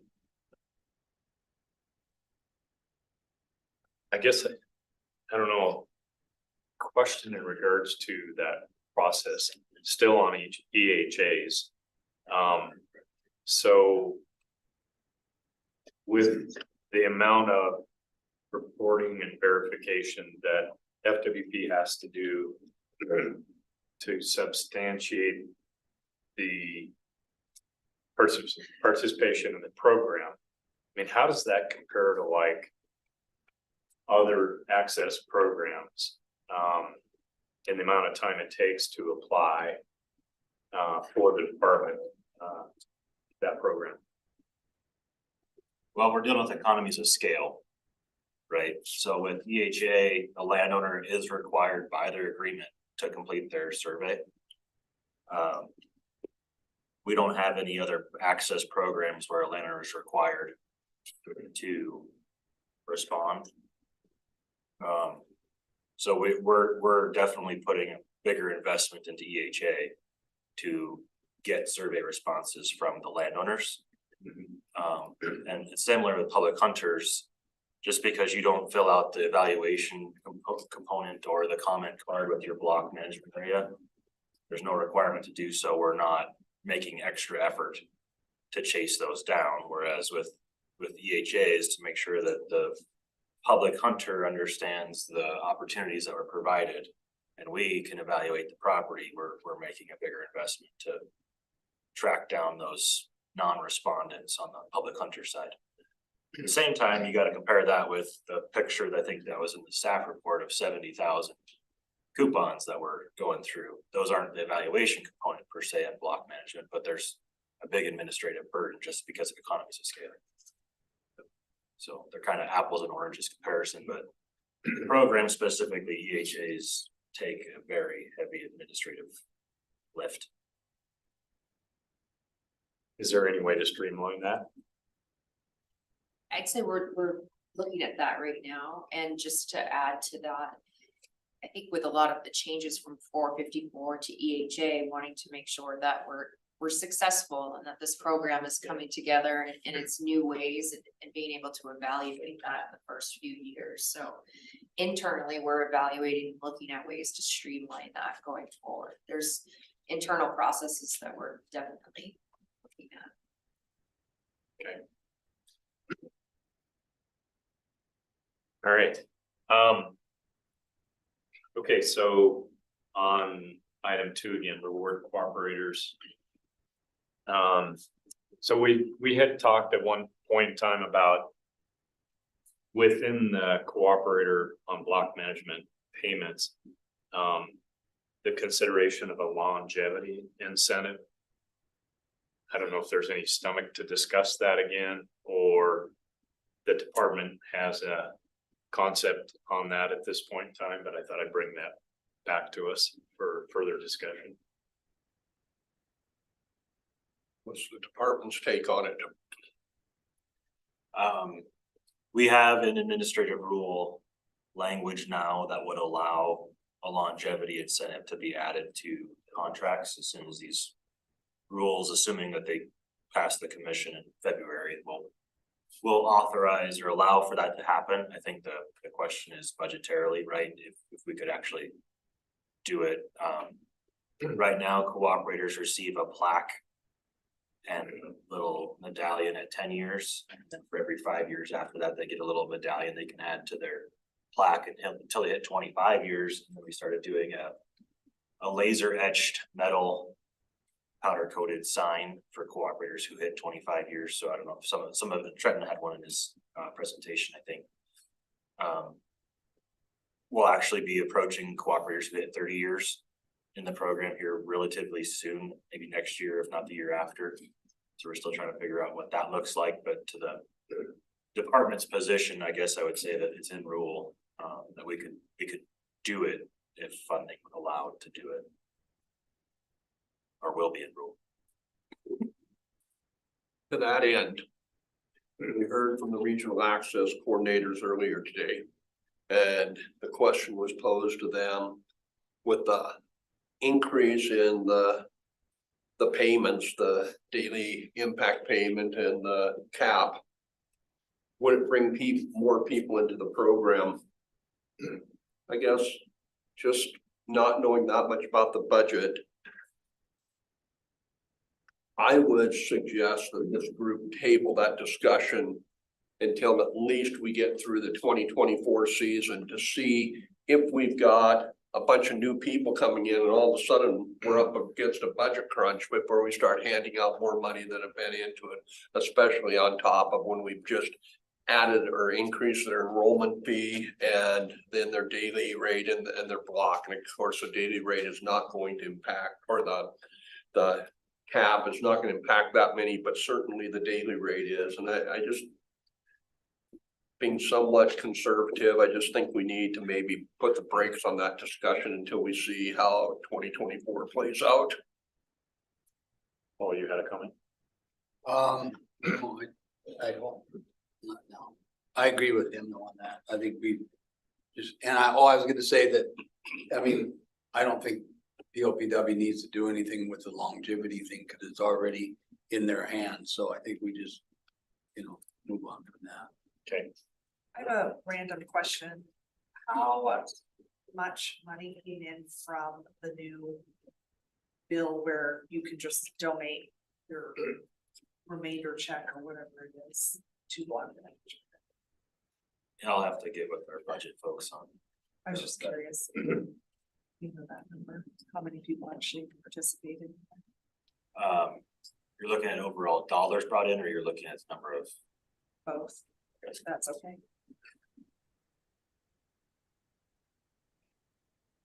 Are you talking about the bill that was passed through Representative Marler a couple sessions ago? Correct. Yeah, I think it was like 95,000 the first year and maybe like 120 grand the next year is what was returned. Great. Thanks, Drew. Have you got a report on the outfitter preference points, how much that's brought in? Can you get us that? This time, no. All right. Yeah, we'll get it to you. All right, any other thoughts? Under number 2. Okay, moving to the. Where did we leave are we gonna just try to get some more information On which? on the first one where we were talking about the envelope and Yes. all that? So you requested that? Yep. And then, who was Evan? Evan, yeah, if Evan can get us a little more information on which areas that they're not being able to draw, and are they aware that they can put in for that landowner preference? If you'll do that. Okay. Thanks. All right. Block management quality. So we had a subcommittee last, May, June, I believe it was, that met, I think it was Rod, Ernie, one other, Dale. And the general report back on that subcommittee was, how do you define quality? What's quality mean to who, and how do you establish that in providing better quality experience? And their summary at that time, I believe, you actually have that, Dale? What we kind of went through. Yeah. I believe their finding was it's hard to define what quality means. You have additional comment? Well, yeah, we did talk quite a bit about it. I think the consensus of the group. How do you define quality? What is quality for one individual? May not be quality, or, I mean, for some person, it's shooting 170-inch mule deer. For somebody else, it's seeing deer. Another person, it's a lack of crowding. So how do you define that? The other part of that is every one of these block management cooperators already have that ability. I mean, if they say, if you're going to come on my property, you can't shoot anything other than something that's a 4-point or bigger. They can do that. It's going to impact them, but they have, we talked about earlier, the flexibility that each of these landowners have. They have that ability. They certainly have the ability to limit the number of parties that come on to their place, which a lot of them do. A lot of those type 2 will say we limit this to 1 party a day, or however they have it worded. So it's there. But again, it just seemed to me that the more we talked about it, the harder, I think we came to the consensus, the harder it was to define quality, and that opportunity already exists. And I think, maybe speaking for the group, I just don't think that is the direction that we wanted to go. Okay. Are there any other comments or thoughts in that regard? Because a number of folks brought up overcrowding. I don't know, a specific block, pressure and quality of game on the landscape. So those, to me, they kind of fall in that same arena. The other thing I think that is important to remember, and you get the comment cards that are completed, and certainly not everybody fills them out.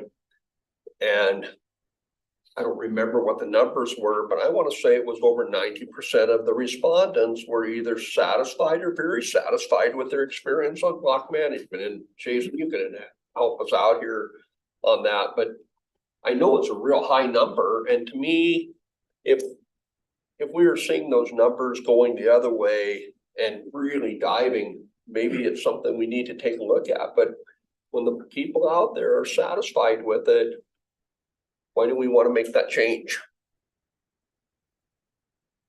Yeah, really, we're offering them the opportunity. There's no guarantee.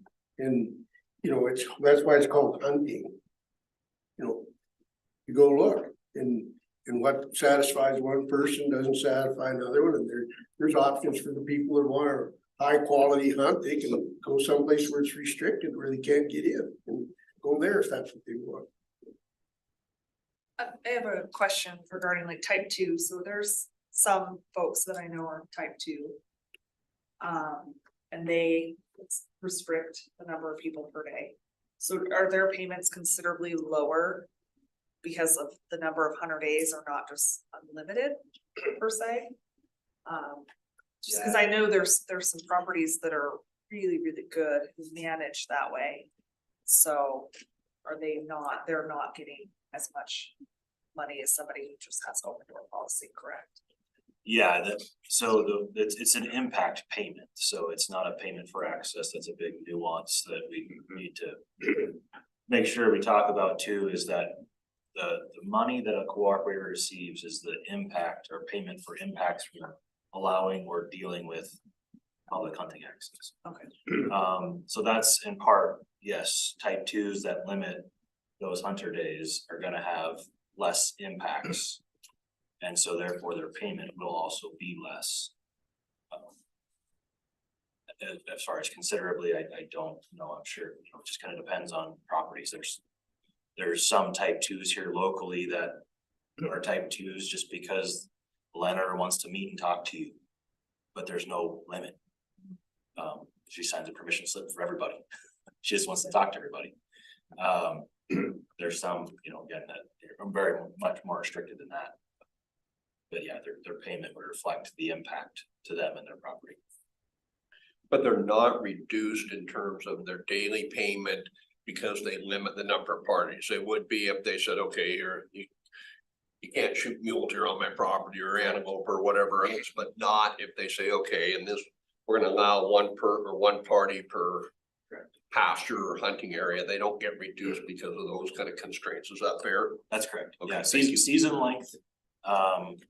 So you have to be open from January or September 1st to January 1st. That's a base requirement to receive the full payment. And then upland birds, waterfowl, deer, elk, and antelope are those species that you can't restrict without seeing a reduction in payment.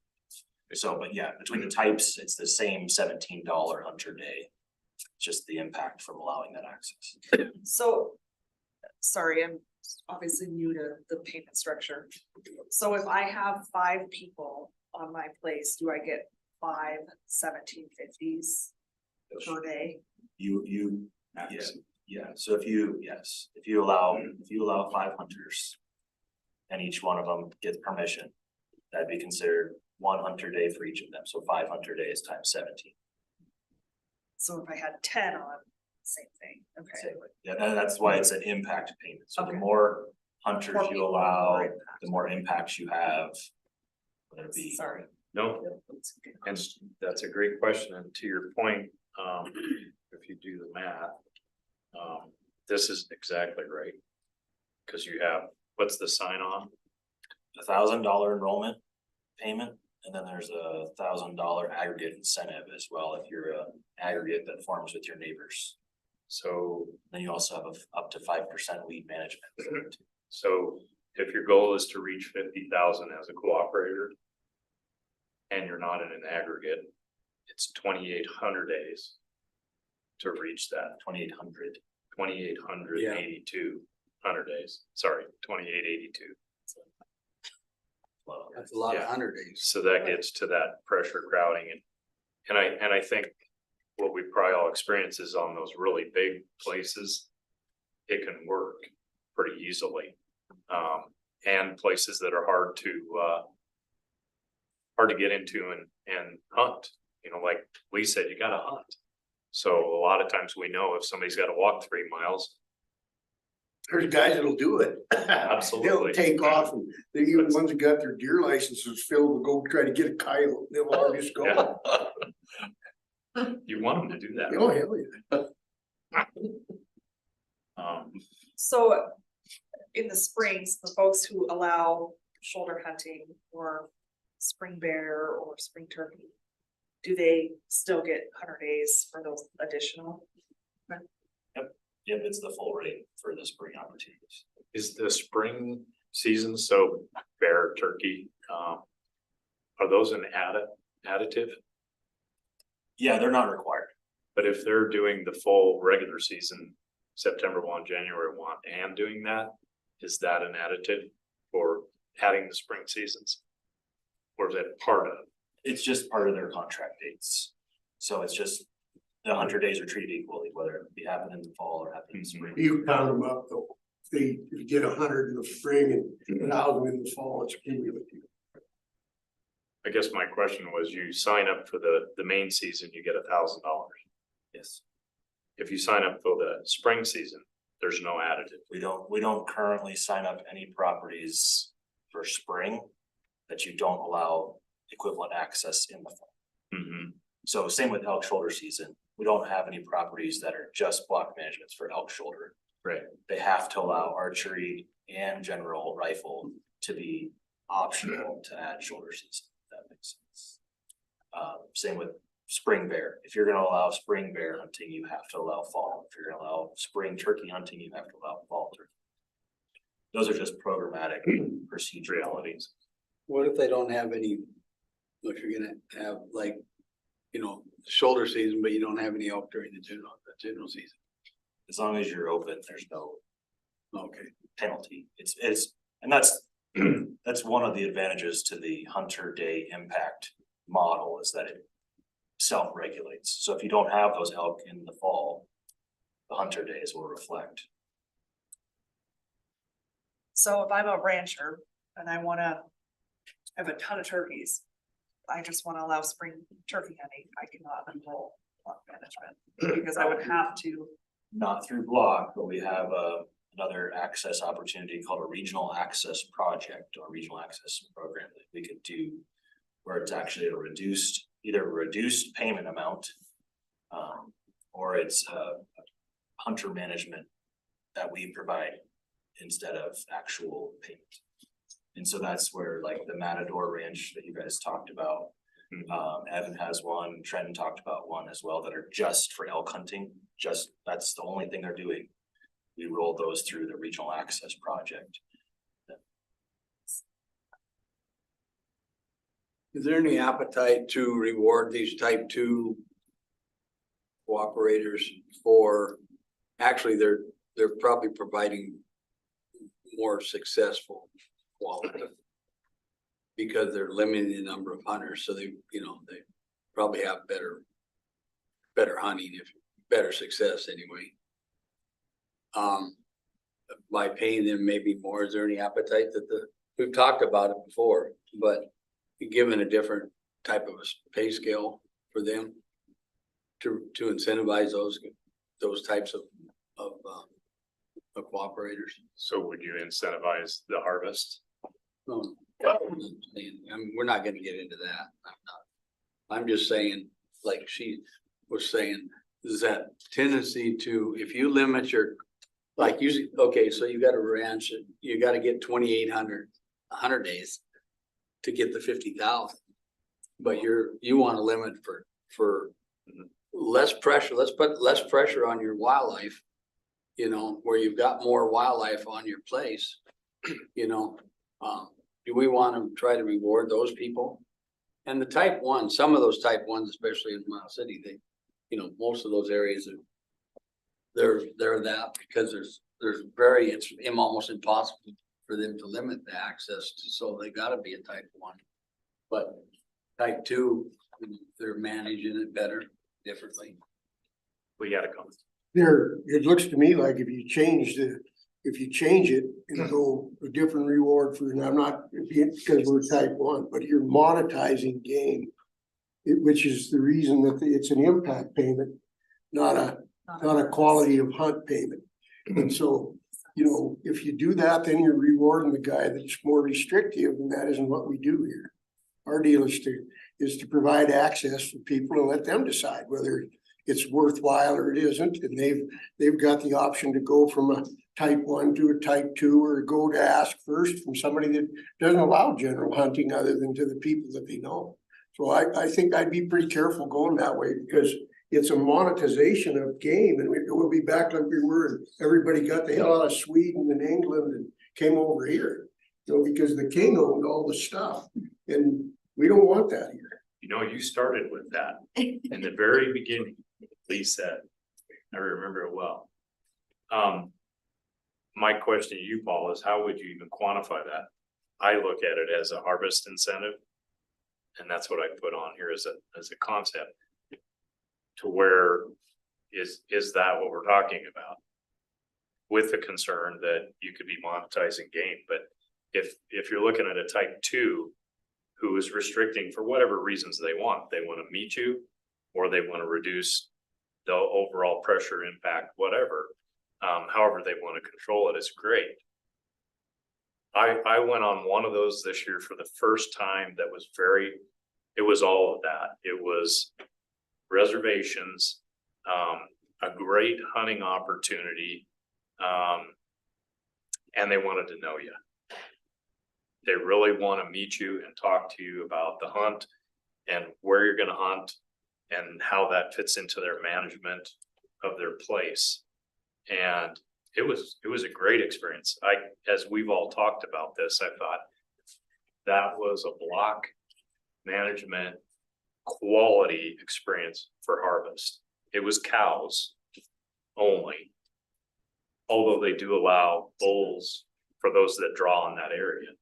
So they're cooperating in every way you can think of, and they outfit and they have family hunts and all that. So it's a pretty wholesome view of the whole thing. But I was like, how they only get that payment on 100 days for that part, and they're fine with that. But how could you incentivize them? To me, it's only on the harvest. But if that monetizes game, I mean, if you monetize, we're giving them a $17 impact payment. What if it was a $17 monetization of game? I mean, that's not, to me, monetizing game. No. I mean, it's like an elk is worth way more than that money wise, whether it's a cow or a bull. I don't know. I've just, as much as you all worked on what is quality, and we're talking antler size, right? Which is very subjective. Plenty of people are happy for other antlers and cows and does for meat, you know? So I don't know what else is quality. Quiet and no game is quality. Nothing going on. You know, that, I mean, I hunt on a block that's type 1 aggregate. There's a lot of land, and because of the aggregate, I believe people are dispersed quite well, and so is the game, because all those landowners are cooperating together to solve their problem of today all those elk are here. Okay, well now they're over here. To me, that's a reward, is the aggregate that definitely is effective in managing the game in that locale that move around. As we all know, the new haven is over here. Well, if you can get to that haven, they've got to disperse. So I don't know how else you would address quality. And we all want it, but we all know that quality is subjective to the user. I don't know a different way to get to it myself. Come on. The way it is now, you're giving the landowner a management tool, how he wants to manage it. And that's the good part of it. He can do the way he wants to. It's not about the money, it's about the management. Jason, I have a question. You might not know it, maybe some of the access coordinators might. What does it seem like when a property enrolls? What seems to be the most common restrictions? Is it like species, like upland birds, or seasons, like removing archery? What kind of seems to be the common things that people like to restrict? I'm just curious. I can defer it to the regional access managers specifically, but from a statewide perspective, species and season length are not very common, right? So people typically are not restricting species opportunity. They're not restricting any type of season length. That's not very common. You know, typical ranch rules are no fires, no off-road travel, no camping. Not things that affect the patient generally. No, they're, and I don't know, I don't know if the two go hand in hand, right? They see if I allow X, I get more money, or if I allow this, I get more money. But typically, I think there's only a handful of properties that have any kinds of those kinds of restrictions. But if you want to hear more from others, I'm happy to let them talk too. We do that? Yeah. What do you want to hear from? Any of the access coordinators, if you guys have any trends in what people like to restrict, if anything. Yeah, I'll speak. Payment, if that makes sense. Trent, you're the biggest one on the screen. You're up first, buddy. Oh, perfect. I'll just speak for Region 5. So we do have a few properties that have upland game bird restrictions, and in particular pheasant and then also sage grouse.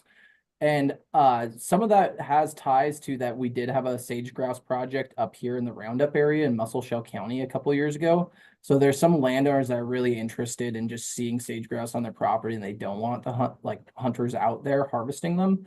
And then I believe we have 2 that don't allow pheasant hunting, and that's also primarily an emotional thing that the landowners like to see pheasants in their backyards, and they don't want hunters out there. So, but yeah, like I said, primarily upland game bird species.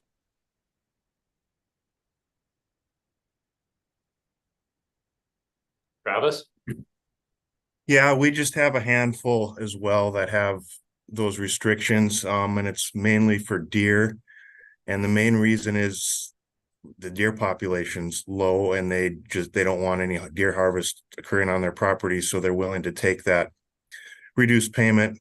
And then other than that, it's just the typical normal, ranch rules, walk-in only, designated parking areas, that type of stuff is kind of the main stuff I'm seeing. Travis, what district are you in? Region 7, Miles City. Thanks. Evan or Cheyenne, are you guys still on? Yep, I'm here. I guess I could try to think about restrictions. So with type 2s, which are growing in region 4, the main reason for these type 2s are to restrict the amount of hunters per day. And when I have these discussions with these landowners who want to restrict the amount of hunters per day, they know that it's going to potentially decrease their overall payment. So I don't tell them, this is going to be a major cut in the payment, because a lot of times that's not the case. But when they do want to restrict the amount of 100 days, they go into this type 2. And then, we have properties that restrict to doe hunting only or cow hunting only. We have a couple that have no upland game bird. A lot of those restrictions are from, say, they outfit, and so they can't, per block management rules, they can't allow the bull hunting or the upland game bird hunting. And then there are a few that don't allow pheasant hunting because they want the pheasant population to come back. And so you really do get a wide range of restrictions, and going back to the flexibility of the program, and essentially tailoring their property to how they want it managed. And going back to the 100-day amount of hunters per day restriction, they do that knowing that the payment could be reduced, but they do it mainly to have a better hunting experience. And that's what they tell me. They don't want to be overrun with hunters. They want to know who's on their property, and they want it to be a good experience for everyone. So Evan, follow up on that. So in terms of addressing quality on block management, access agreements, do you see anything that strikes you that isn't available? I mean, you've got the flexibility. Is there really anything that isn't available that would help address that for your cooperators? Not that I can think of. Quality is so subjective. I like hunting where I don't see as many people, and my dog flushes a couple birds. Other people like being able to go wherever, sign in, and just hunt. It's not about seeing people, it's not about seeing game. So it's pretty subjective for me to say we need this tool in our toolbox to create a quality experience. So I guess, you know, if that's the answer you're looking for, kind of what I got.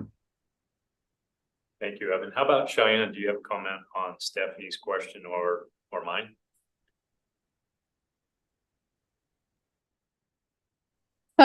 Same with the other regions. We only have a handful that do have the restrictions. Going back and looking through, seems as most of ours, actually are the season length restrictions. I have several BMAs in the region that are only open for the general season. They run a pretty restricted program where they have a lot of harvest in just the 5 weeks of general. So they limit it to just the 5 weeks of general. So I think I have 5 or 6 BMAs that take that hit on the season length restriction. However, they make up pretty for it. Just with their impact and the amount of hunters they have, they still see a pretty significant payment. And then I do have a couple less than 5 that take that species restriction, and same thing. It's typically in the upland bird. And it's just sentimental that they want to see them in their yard and things like that. They want to see the populations grow. Thank you. And it's not part of a payment configuration, but I know there's some places also that have no moose hunting. So they just, you know, again, it's not part of the payment. In fact, you would get compensated if a hunter went there to hunt moose, if it was an optional species to hunt. But in those cases, a landowner is not seeing a payment reduction from not allowing moose, sheep, goat, lion, wolf, bear. It's really just those 5 base species we talk about in terms of species gender restrictions. Okay, so Drew or Rod or Eric, if any of you have any comments on quality, now's your shot. Quality's hard to define. It's different for everybody. So I don't know how you define it. Mine's different than yours, and yours is different than mine. So Okay, thank you. I always love listening to Rod.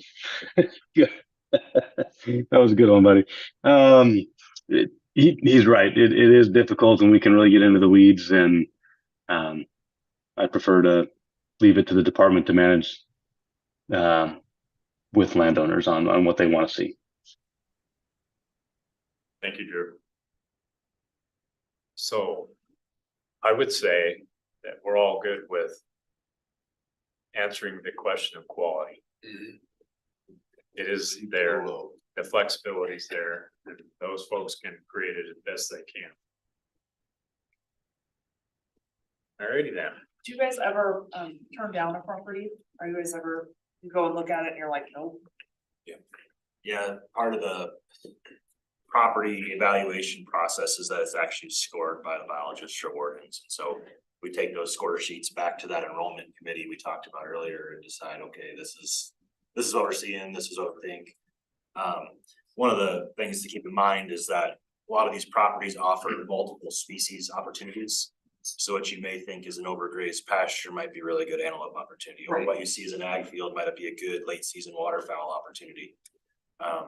So we hear that sometimes too, like this is a crappy place. Well, you gotta go for something. Right, it is. And so that's and if it was that poor of an opportunity, again, the kind of the market system we have is that the hunter day payments would reflect those impacts. Okay. Good deal. Right, the 4th item was better, more data. To me, that whole discussion is precluded by the reality of not having anything electronic. And I don't know where we're gonna get more data until we do. You stated before, Jason, the rate of response on that block cards is 10%. Typically being about 7 to 14% is kind of our rate of response in terms of either the coupon stubs or the comment cards or typically it's not real high, which is one of the reasons in 2019 we did just a general public hunter survey of hunters and their evaluation, BMA more or less, trying to get at that because we know that the response rate, although satisfaction is very high, the response rate could be very low and somewhat skewed. So we kind of did a survey. It was 19 was the last time we did, and that 5,000 pool of hunters give us an evaluation. That was the best we could get for that. Have you guys ever considered like an online option, like a Survey Monkey, basically something real simple where you put the BMA number and fill out the little list? I know I forget all the time. I throw the slips on my dash and then drive away and don't drive back into the landowner's yard. Then for next week, I'm like, oh, I should have done those. But I would have, fill it out online. Yeah, we haven't considered, or at least I haven't considered, the similar tool we used with the Thanko landowner portal. That was kind of a new thing this year, and then we saw pretty good results actually through that. So we might be able to do something very similar. Where we've come at it from the program side has been more of a digital sign-in.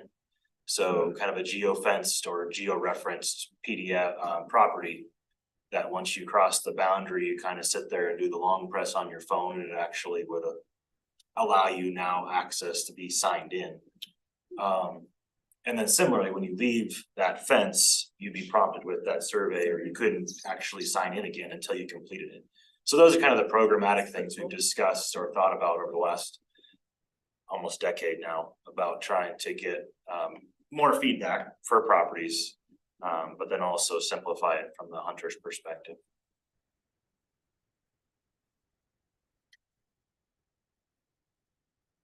Comments? But your idea of, just having an open-ended forum on a Survey Monkey file may be a good bridge gap. Okay. 5, streamline processes. I guess this is more a question for, again, the department. When we're looking at the various menu of access programs.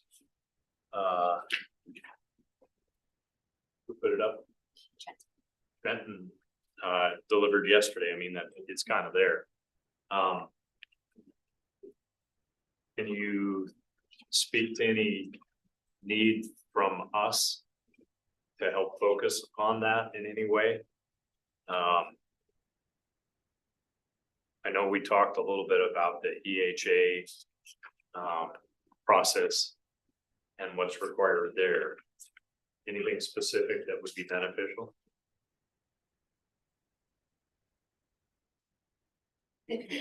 I'll go first. I think, just from our standpoint internally, really looking at all of the programs in a round big way and seeing where we can try to line some of them up. Whether it's a program where contracting season might be at a different time than block. Is it something that we could bring so that it lines up so that when we're meeting with a landowner, they're not having to keep tabs on, I need to do an application here, and just looking at different ways to streamline those types of processes for landowners, but also for our staff, just to make their jobs easier and more efficient. So that's some of the things that we're really just starting to dive into now. I'm not sure how you guys can help with that necessarily, but we're happy to keep you updated on how it goes for us, and maybe bounce ideas off as we're moving forward, what some of your thoughts would be on some of those initiatives that we're looking at. It's kind of broad answer, but yeah, all of our staff, I think, are very well aware of the time commitment that it takes with the variety of programs. Block being, of course, our flagship program and our largest one, but these smaller programs take time too, and trying to fit that in at times can be challenging.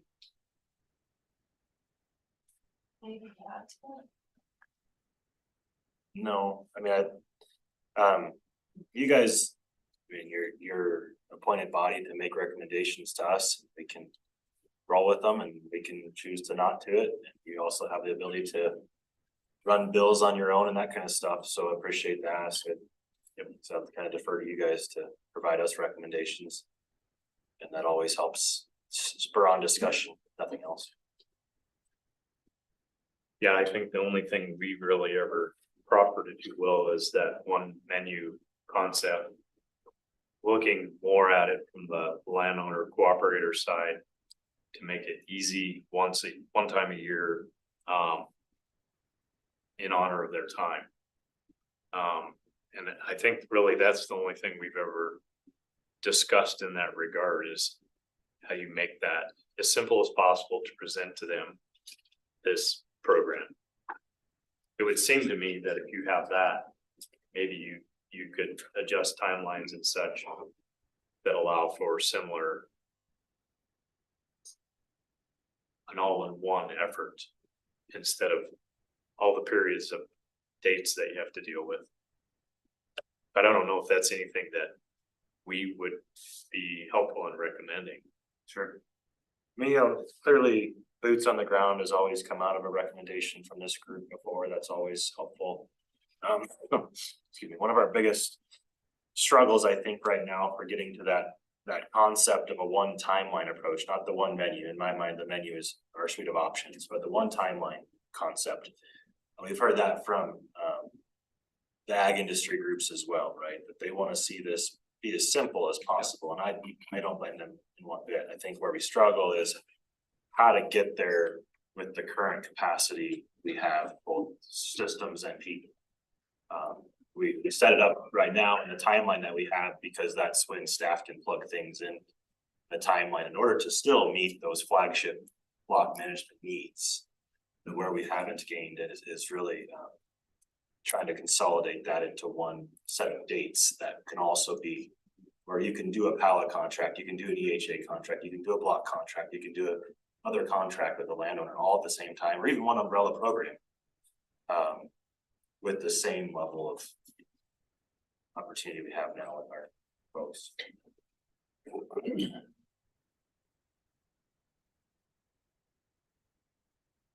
You know, a year or so ago, we made recommendations for PALA and I really believe that it did streamline the process and I would just encourage the department, especially at the Helena level, with obviously input from the different regions, is how can the processes, whether it's PALA, I don't think block management is that cumbersome. It seems to me that's a fairly well-oiled machine at this point in time.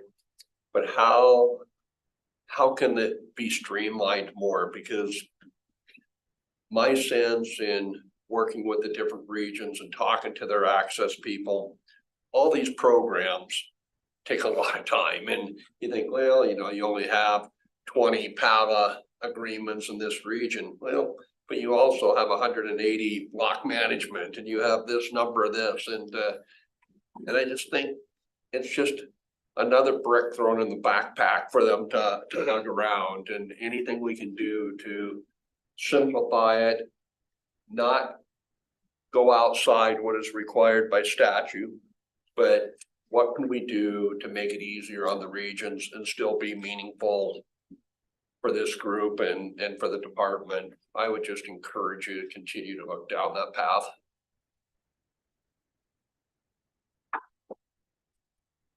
As you're talking about that, Dale, it makes me wonder if they have a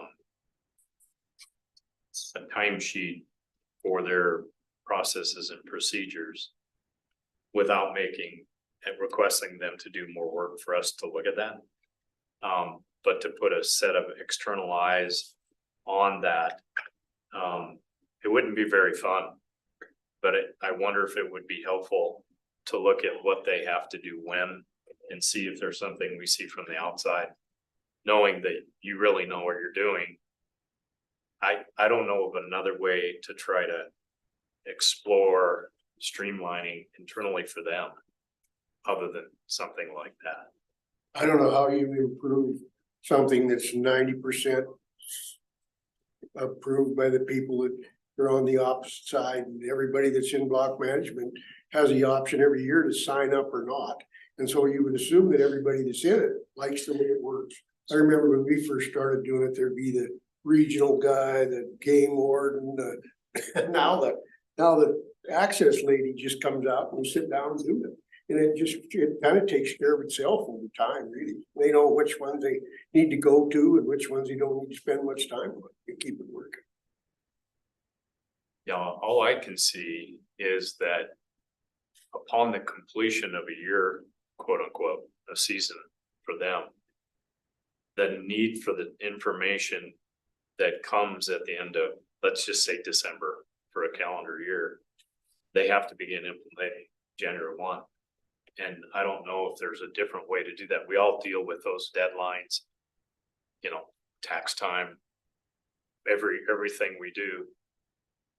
But I think there's always a lot of pressure, you know, and like we've got to do our biennial report to the EQC, which Jason referred to earlier.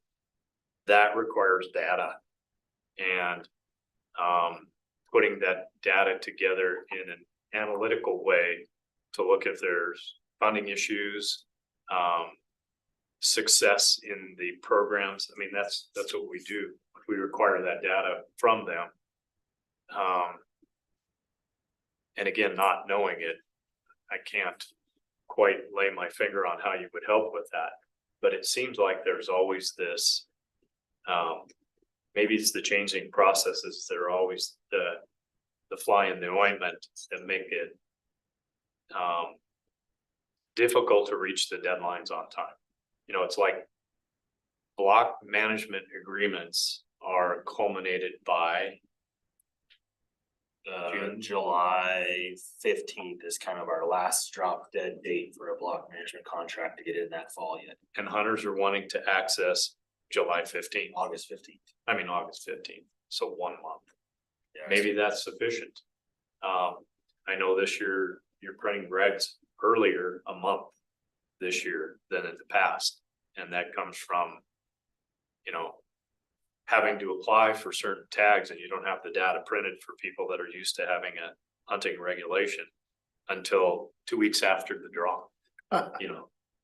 But really, I mean, these are, and I think for hunters are going, I see it in my store a lot. Well, how do I know? Maybe they don't want to get online. You know, it's all that. We're caught in this dual communication reality with online and print. So, I mean, it's just kind of a floundering discussion here, but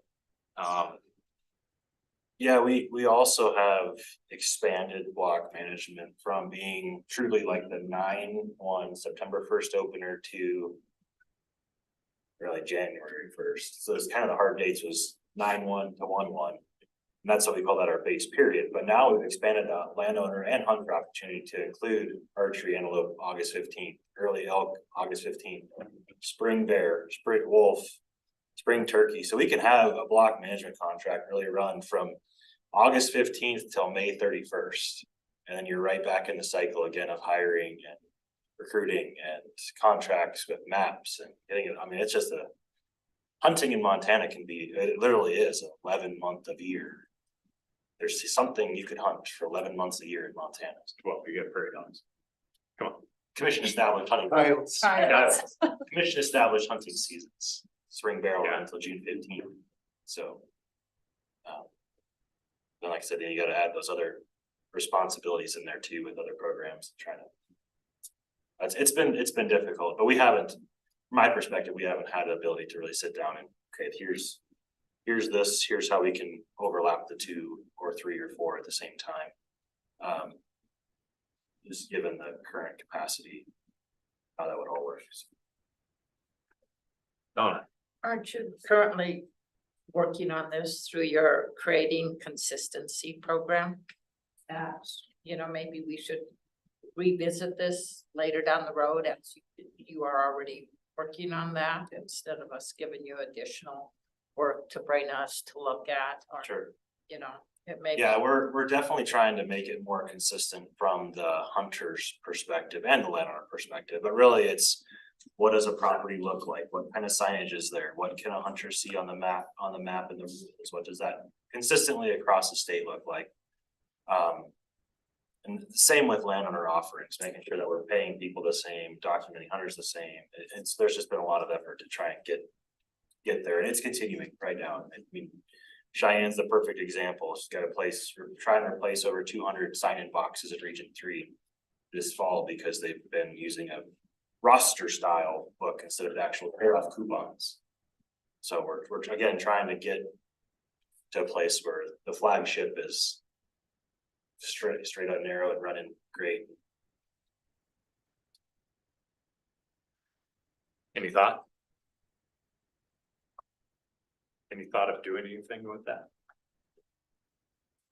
And just think what I heard Stephanie or somebody mentioned is having an update where from the department in the future meeting, maybe that will spur some further discussion and action by the council, but just how's all of that coming together? And I think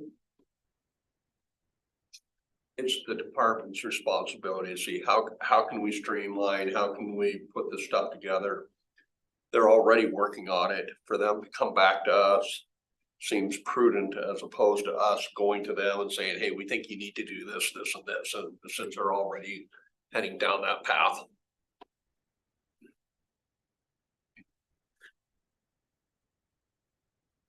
All right, any other comment, Drew or Rod? I got, sounds good.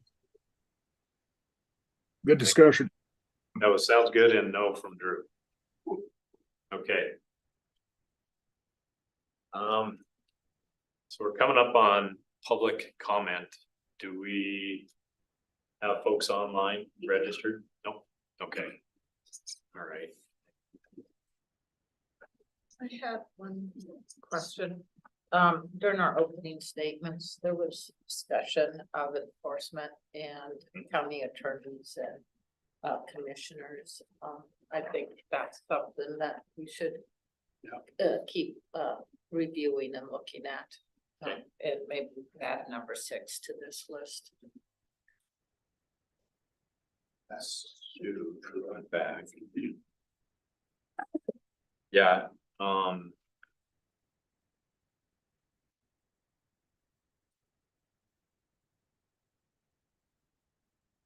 So actually, what do we got?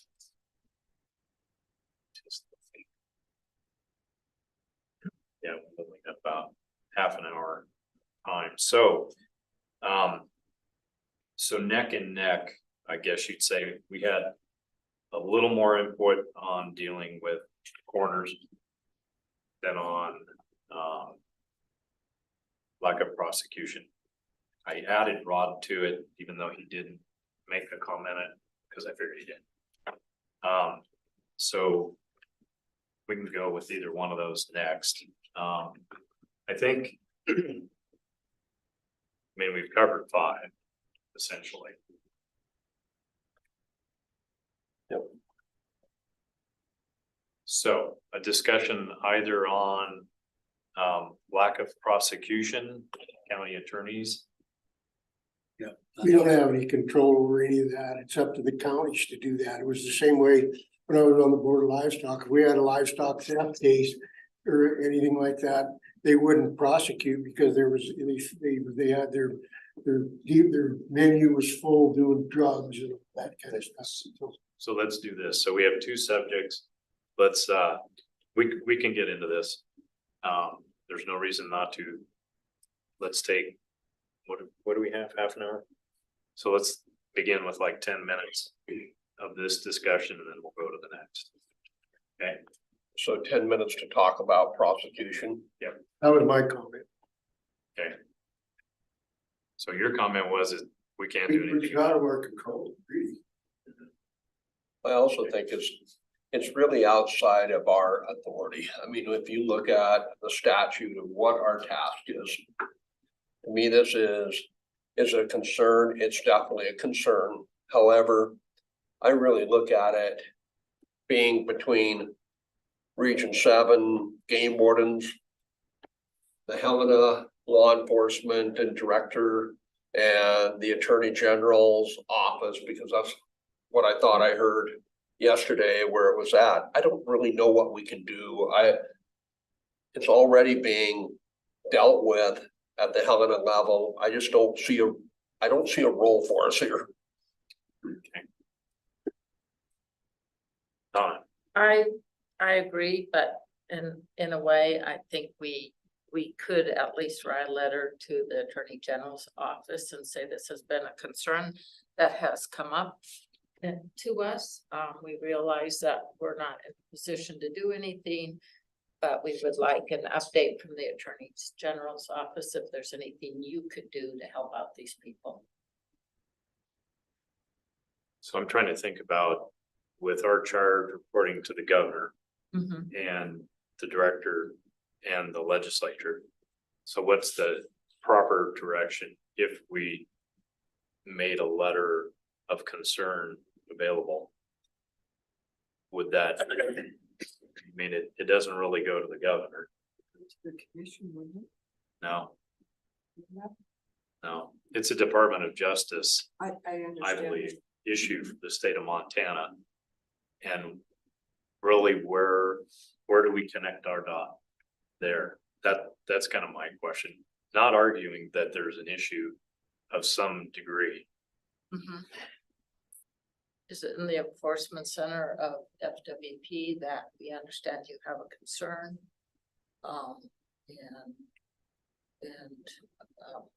What are their plans on handling this, and just to keep us updated on the process? Paul, did you have a?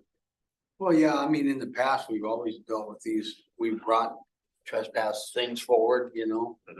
It seemed like it's been an issue for us, and I think the other thing is Dustin Temple, he was down at the hotel last night, and he suggested that maybe what we do is we get in contact with the county attorney organization and bring it to their attention and talk to them about that.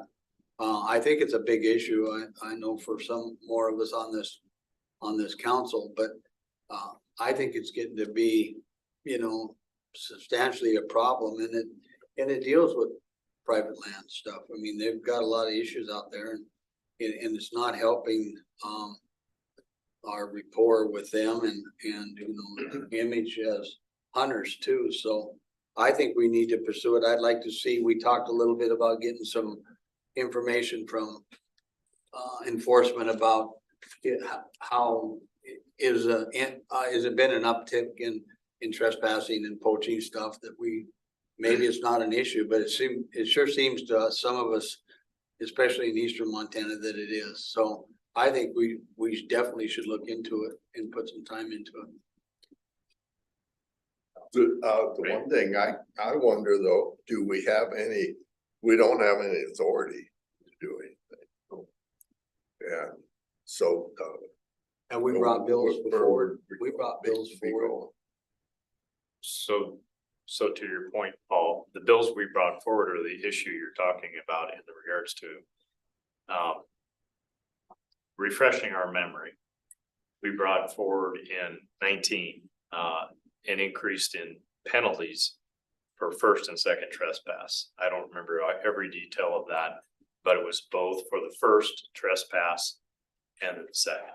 So that was passed and went into effect. The first report we got from wardens at that, and I don't remember was it Ron?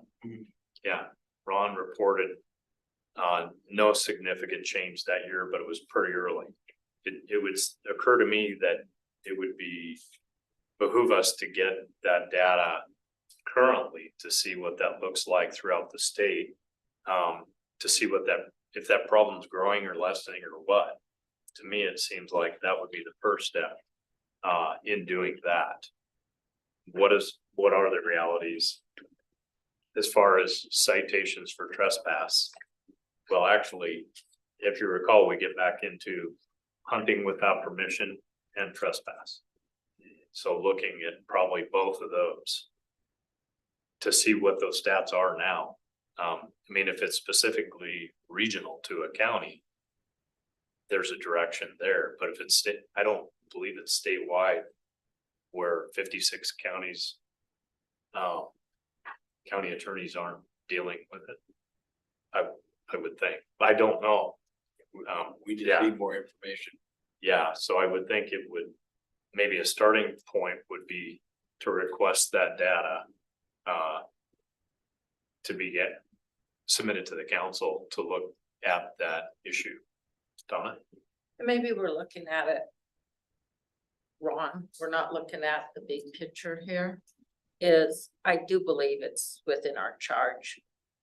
I mean, we do have control over some of that this is within our charge. But instead of looking at like the problem being the county attorney, it's like, what is the process to help the enforcement to penalize and streamline some of these penalties and to make sure they are processed. So let's look at the county attorneys, look at the big processing picture in general. Rod got his hand up. Rod? Surely there's some way we can put some pressure on the AG's office or come up with something that they basically have control over their county attorneys a little better. I mean, I don't see how the county attorneys can just turn a blind eye to FWP citations. They're getting paid to prosecute. And every county gets state funding, am I correct? Not from the FWP, I'm not saying, but from the state. So basically they're getting paid to prosecute state agencies. I just don't see how it can happen. But that's just my 2 cents. And yeah, it has a huge effect on what goes on up here.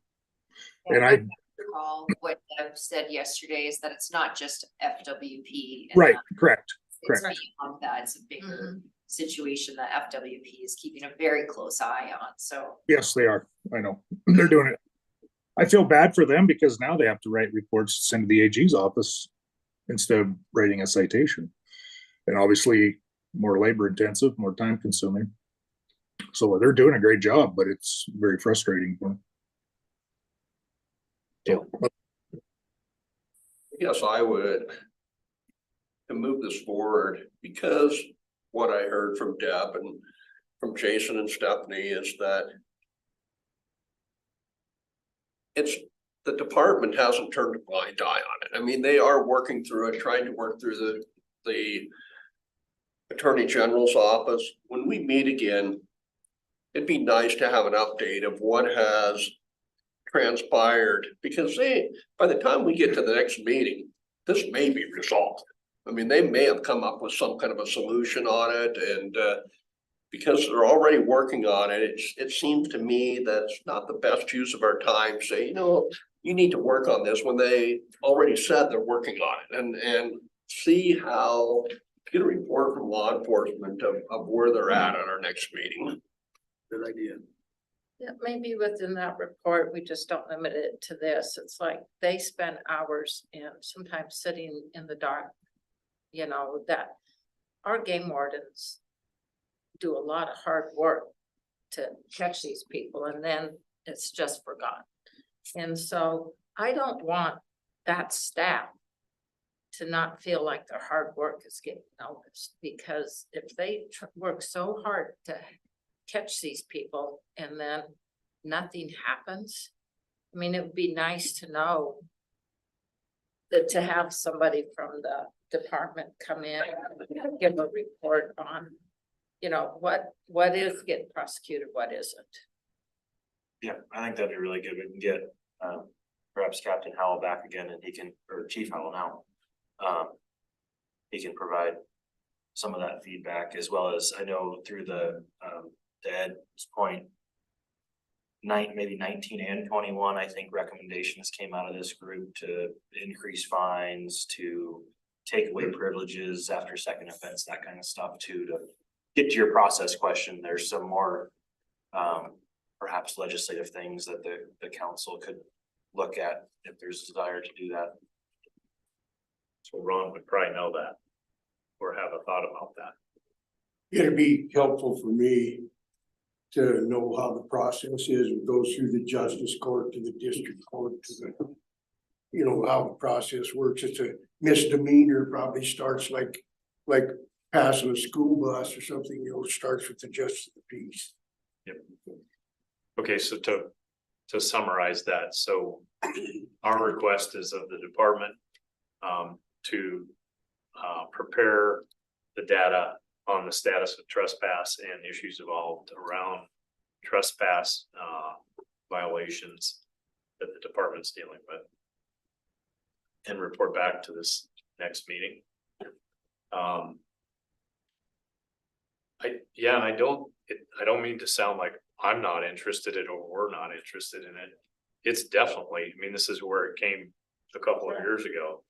And I think it's probably frustrating for everybody to know all the laws that aren't being enforced that are on the books. You know, and we did put that effort forward last time, essentially increasing the penalties for trespass and I believe it was also hunting without permission. I can't remember right now. But we could get an update on what those two are. Violations, just Yeah. not trespass, you know, Yeah, mainly, yeah. I think a lot of it's gonna be trespassing, but there's other violations. yeah. Another stat that might be handy is if they got it, I don't know, but. You know, the number of violations that were written up that were just dismissed, I don't know if that's even possible, but. That would give us an indication of some of the problem there. Just a thought, I mean, don't wanna pile more work on, but just wanna try to get to the bottom of this. Cindy? When we got that briefing, which was years ago. Part of the problem, we're talking about things that actually were written up, et cetera. Part of the problem was allotment of the warden's time. Do you recall that? The allotment of their time on writing tickets had been adjusted. Do you remember that? So that was an impediment to enforcement. Okay. All right, so Yeah, good. we'll take that there. All right, good. Okay, so. Well, we could start this next discussion. I don't know how far we can get.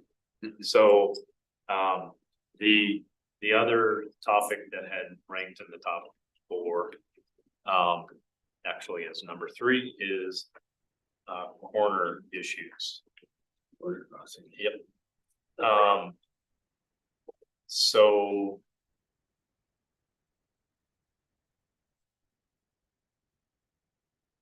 Let's talk about that.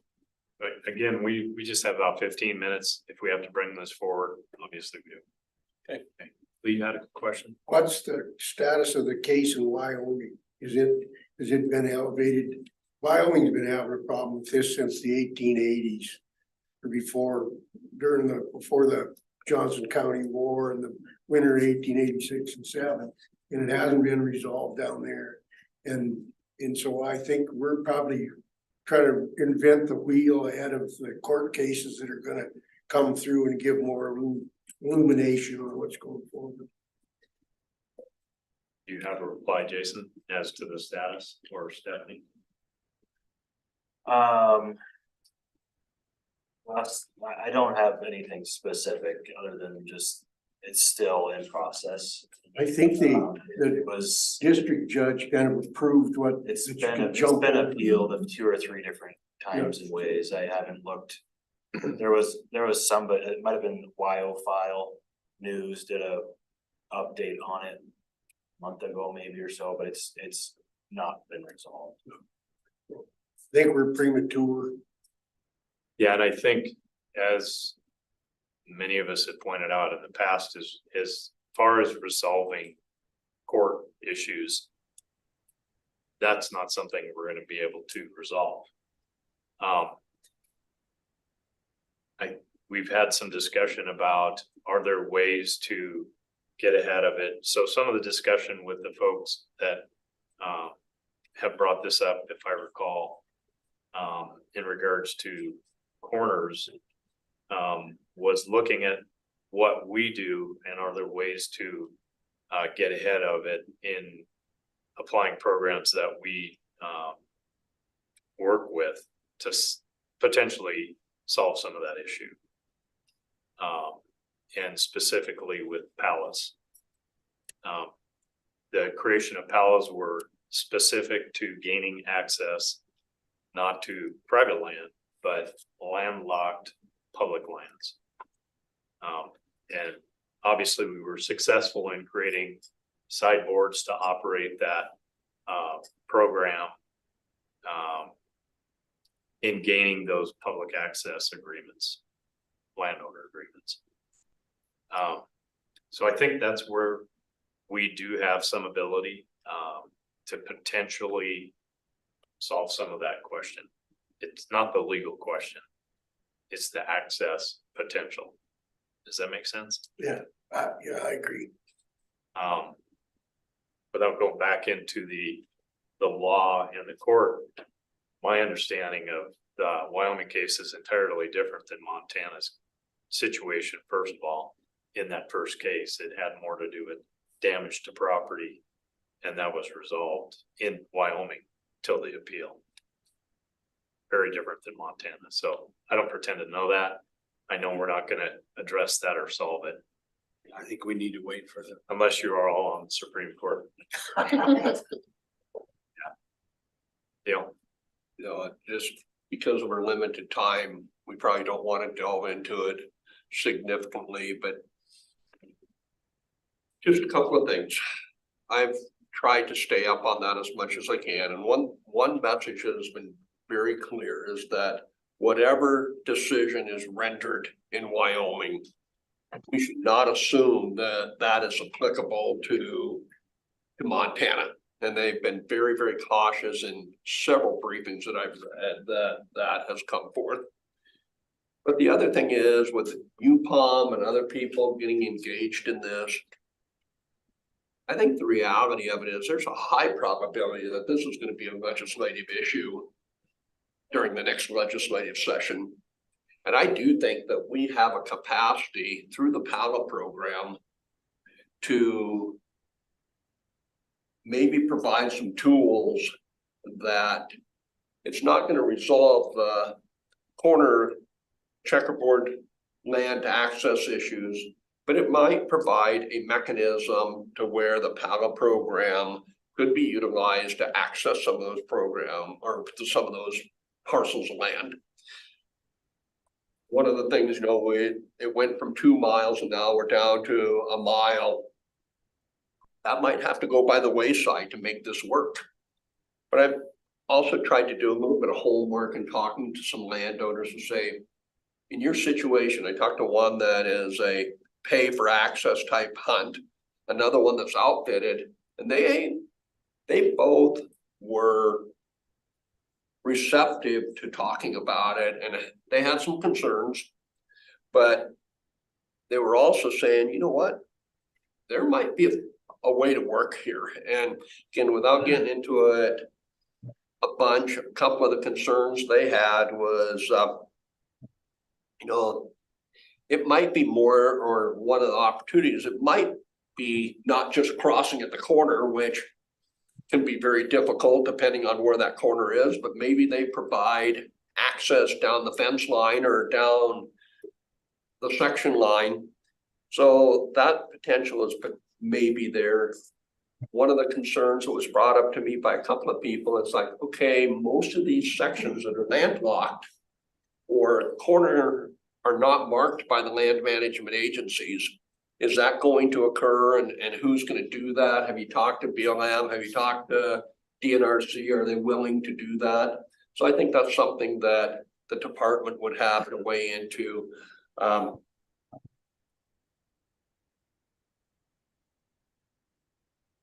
who's gonna patrol it? I mean, if, you know, these places that are outfitted, the one individual that I talked to said, you know, I'd be receptive. He had two sections that were corner crossing, or you could access via the corner. I mean, if that were deemed legal or whatever, or there was a PALA agreement, but his place is outfitted and he has some pretty quality mule deer habitat, and he's concerned, it's like, okay, if I let that person in here, what's gonna keep them from keeping right on going? And he said that would be a real concern of mine, and my ranch manager is already overcommitted. How are we going to patrol that? So those were just some issues, and there's some other ones. Again, I think we need more time than what we're gonna have today, and I drew up some examples or whatever that I could provide for another meeting to hand out, say, okay, here's some examples of how PALA might work on these different situations. But again, we need a lot more time than 10 minutes to go over it. Fair enough. Additional comments? Hey, Ed, if I may. Drew? Yeah, I would just say I think it's important for us to have this conversation or to continue this conversation, not from a perspective of trying to solve an issue, because we're obviously, again, we're not a legal body here to solve it, but as a group of people that are tasked with land access and working with relationships between private landowners and hunters, this is one of the biggest topics in the Western United States as far as access goes. So for us to bury our heads in the sand would be setting us backwards. So I think it's important for us to be having the conversation, again, to find something creative to hopefully bring forward, or to at least just be a part of the discussion, so we're just not caught flat-footed when it is a bigger issue. Thank you, Drew. Cindy, would you like to make a comment? No. Okay. Lee, you already did? Oh, yeah, more than enough. Okay. Ray? No. Donna? No. Stephanie? Okay. My wrap up of this would be, I've had a lot of concern throughout all the discussions and the decision in Wyoming, and how that impacts Montana. Clearly, Wyoming does not have what Montana has in cooperative agreements. I think it's a very challenging discussion, because we do have 6 to 7 million acres. Granted, 6-ish of those are private land access, and 1 million-ish, 1.5 million or whatever it is with PALA included, are public. So on balance, I think we do have to address the issue, if we can, productively, without risking the gain we already have. Wyoming does not have that gain, in my understanding.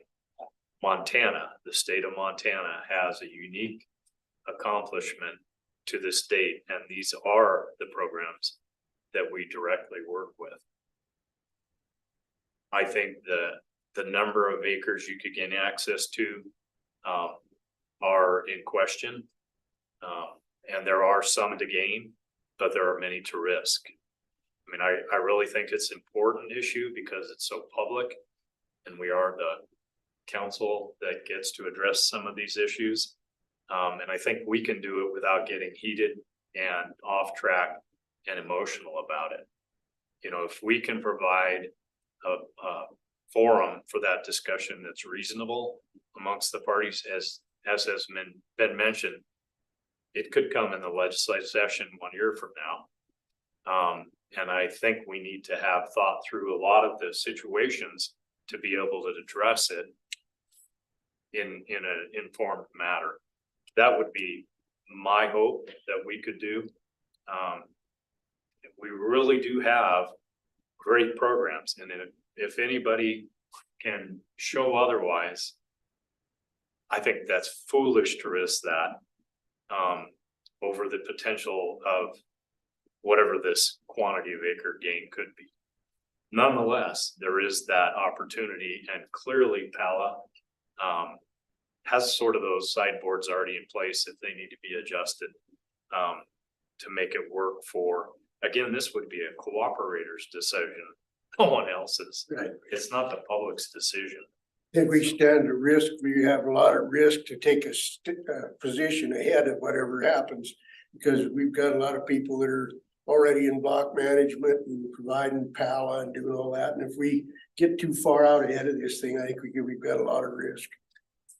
Yeah, I think we have to take stock that we have great access programs already. We're not talking about disbanding access programs. We're talking about how can we make them flow better and be better accepted. I mean, to me, the big takeaway from this meeting is flexibility. I mean, those folks up there commented about it, and that to me is the key thing. Flexibility for the landowner to be able to participate however that works for them is a gain. You know, and it has to be their door they open to any program, and it needs to work for them. So I do think it's a very contentious issue, but I don't see where it needs to be. You know, and I think we can be a deliberate voice in that discussion, whatever happens to go forward. So for a later date, we can bring that forward in a more deliberate way. And then I think the other is, you know, with the, as I hear it, I think we're all concerned greatly about behavior. And we heard in the past that trespass is the #1 issue in many, many cases. So we're always interested in how can we improve that to be effectively put down. You know, we're not going to get them all. You know, yeah. So we'll get that report at the next meeting, which we need to decide when that's going to be. Yeah. So Drew or Rod, any final comments on that, or are you good? I'm good. Okay. Thank you. All right. So should we look at a next date? We ready to decide that? Okay. I'm kind of curious from the department in terms of more data time and such. Do you kind of have an idea of where we should look? From my perspective, sometime it kind of how many meetings you want to have, or the format you want to have them. But one of the things we have to do per statute is those PALO recommendations. We've been doing those typically mid to late April regionally, and then back before the full body early May. So I don't know if that's too far out. If you're looking for an in-person meeting, again, if you want to have a Zoom in between there, or whatever you guys want to do. But that's kind of where I'm thinking is kind of late April in person if you want to do those PALA finalizations at that point, because then it lets us get time to get those on the ground for a July 1st start date for those agreements. For some of them that start July 1st. So on the regional look, you would be looking at mid-April for each of us in the regions? Yeah, Is that right? because the March 15th will be the deadline. So then by the time the regions can compile stuff and put it together for a PLPW local review will be early April, mid-April. So then probably late April, first part of May would be a full council type meeting again. If you, again, kind of, up to you guys. If it's an enforcement report or some of that data stuff, that stuff's easier to gather quicker. It can take time, but we're already in February, so. Okay. Didn't it work pretty well? They just notified us a week or two ahead that they want us to come in and look those over. We didn't have any set date, did we? Not yet. So I think just leave it floating and But if you set a PLPW date, that helps me then to work back from that to say, all right, this is the day we have to have those regional reviews done by, this is the date we have to have them. So if we anticipate individually doing those in our regions as we have done in the past. If you have them. Yeah. And some regions won't have them. Sometimes we pull in like for 3 and 4, sometimes we pull Ed and Stephanie or Donna, whoever. Cindy's been involved in a couple, so it just kind of depends on where they're at. And so for Stephanie Prater's benefit, so at the point where they have those together, they would contact you to review and present and review new PAL agreements that they are proffering forward for the year. So that would be roughly mid-April. And then the first time, so then we would officially review those and recommend them mid-May. Yeah, early May. Early May would be helpful, because we'll have to, if you're doing that local review mid-April, you'll have to have 2 weeks notice of all the stuff becoming before the council and public comment and all that. So it's probably early May where you could. So how about May 7th and 8th or 14th, 15th? 7th and 8th. Looks good. Schedule that part. So, I think keeping in mind all the, one more question. So with the biennial report, at that point, how far would we, Jason, in looking at data for review for access programs? Are you talking just like year-end summaries from 23? Or are you talking about it being an actual draft report that you could review for? No, measurement of the programs, status of the programs, budget, all that. We would have that by. Okay. So I think that's a great need on the agenda. So you agree? So we'd be looking at final approvals on PALA, the status on the access programs, and then the realistic budget realities from this year's changes. And you'd also have the upcoming access agreement report. Probably if you went to that second, those 14th and 15th date, you probably wouldn't be able to review that report because it'd be publicly available for the commission meeting. So how do we all look here on like the 14th, 15th of May for an in-person meeting? I like this format where we meet in the afternoon, stay overnight, and then go back, not have 2 nights away from home. How's that look for you, Ray? Yeah. So if we meet in Miles City next time, does that work? Sure. I can see some Zoom calls coming. Yeah. Okay. So Cindy, 14th, 15th. Right now, it seems like. Okay, Ray? Here's okay, Dale? Donna? Paul? Yeah. Okay. So can we Drew? also look at? Good. Good. Rod? Sure. Okay. So we're at. Jordan. Jordan? So we'll have to work that out. Yeah, if you all have a location you'd like, send it to me only though. Yeah, it'd be great to get participation in other regions. There's just a lot of considerations in where we go and when. So we've been to Great Falls and Helen, and that's it, right? Billings. Oh, yeah, that's right. So if you have some input on that, please send it my way and we'll see what we can do. We need to be respectful for the people that live in the Yeah. far corner, so Oh, yeah. let's People just. have to bring the information to us. We're kind of a limited group, really. Yeah. Okay. All right, so our target date. I was gonna say Lewistown is right in the middle. The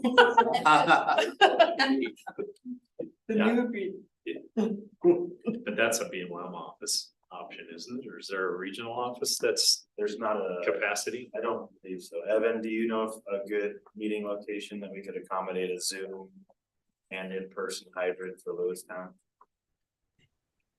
Probably the Yogo Inn, the there's no FWP office that would accommodate that in Lewistown.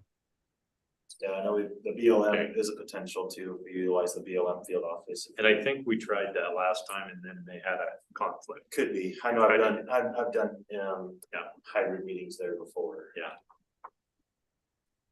Okay. I'm looking to. All right. We're good on the dates. Biennial report. Budgets. Okay. So let's, final comments. We'll start with Drew.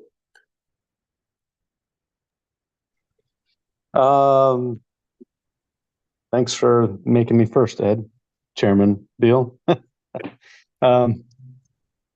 Yeah, I'm excited for this next year. I think there's some important topics for us to flesh out, everything that we chatted about today, with keeping our eye on the prize of some of these big ones that are, again, the workhorse of access in Montana. So just excited to be in person at the next meeting. Thanks, Drew. Rod, are you still on there? Where do you think I left, Mr. Chair? I gotta turn my head. I just got here. No, it's one of the better meetings, even though I wasn't there in person, but it's one of the better meetings I think we've had. A lot of great discussion. And I agree with Drew. There's some bigger ones coming on the horizon. And I think with this team of people, we can come up with some pretty awesome solutions. So, or at least some awesome input. So everybody drive safe. Wow. Thank you, Rod. Yep. Thank you, Stephanie.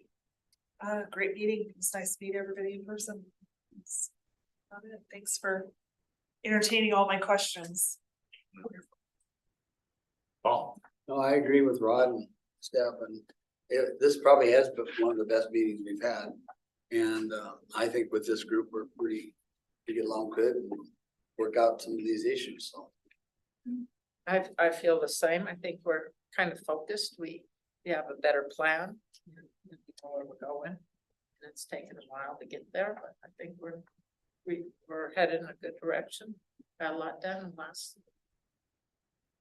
Thanks, Donna. Good. Good.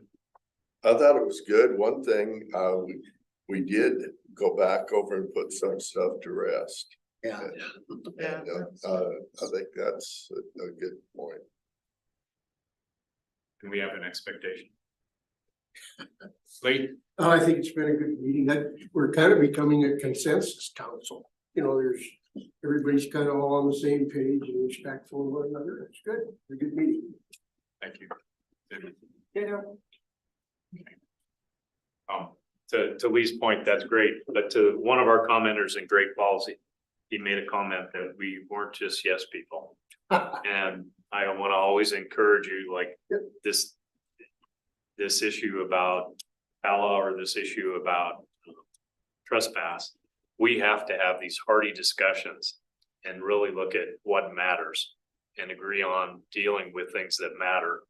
I think we know we can trust each other.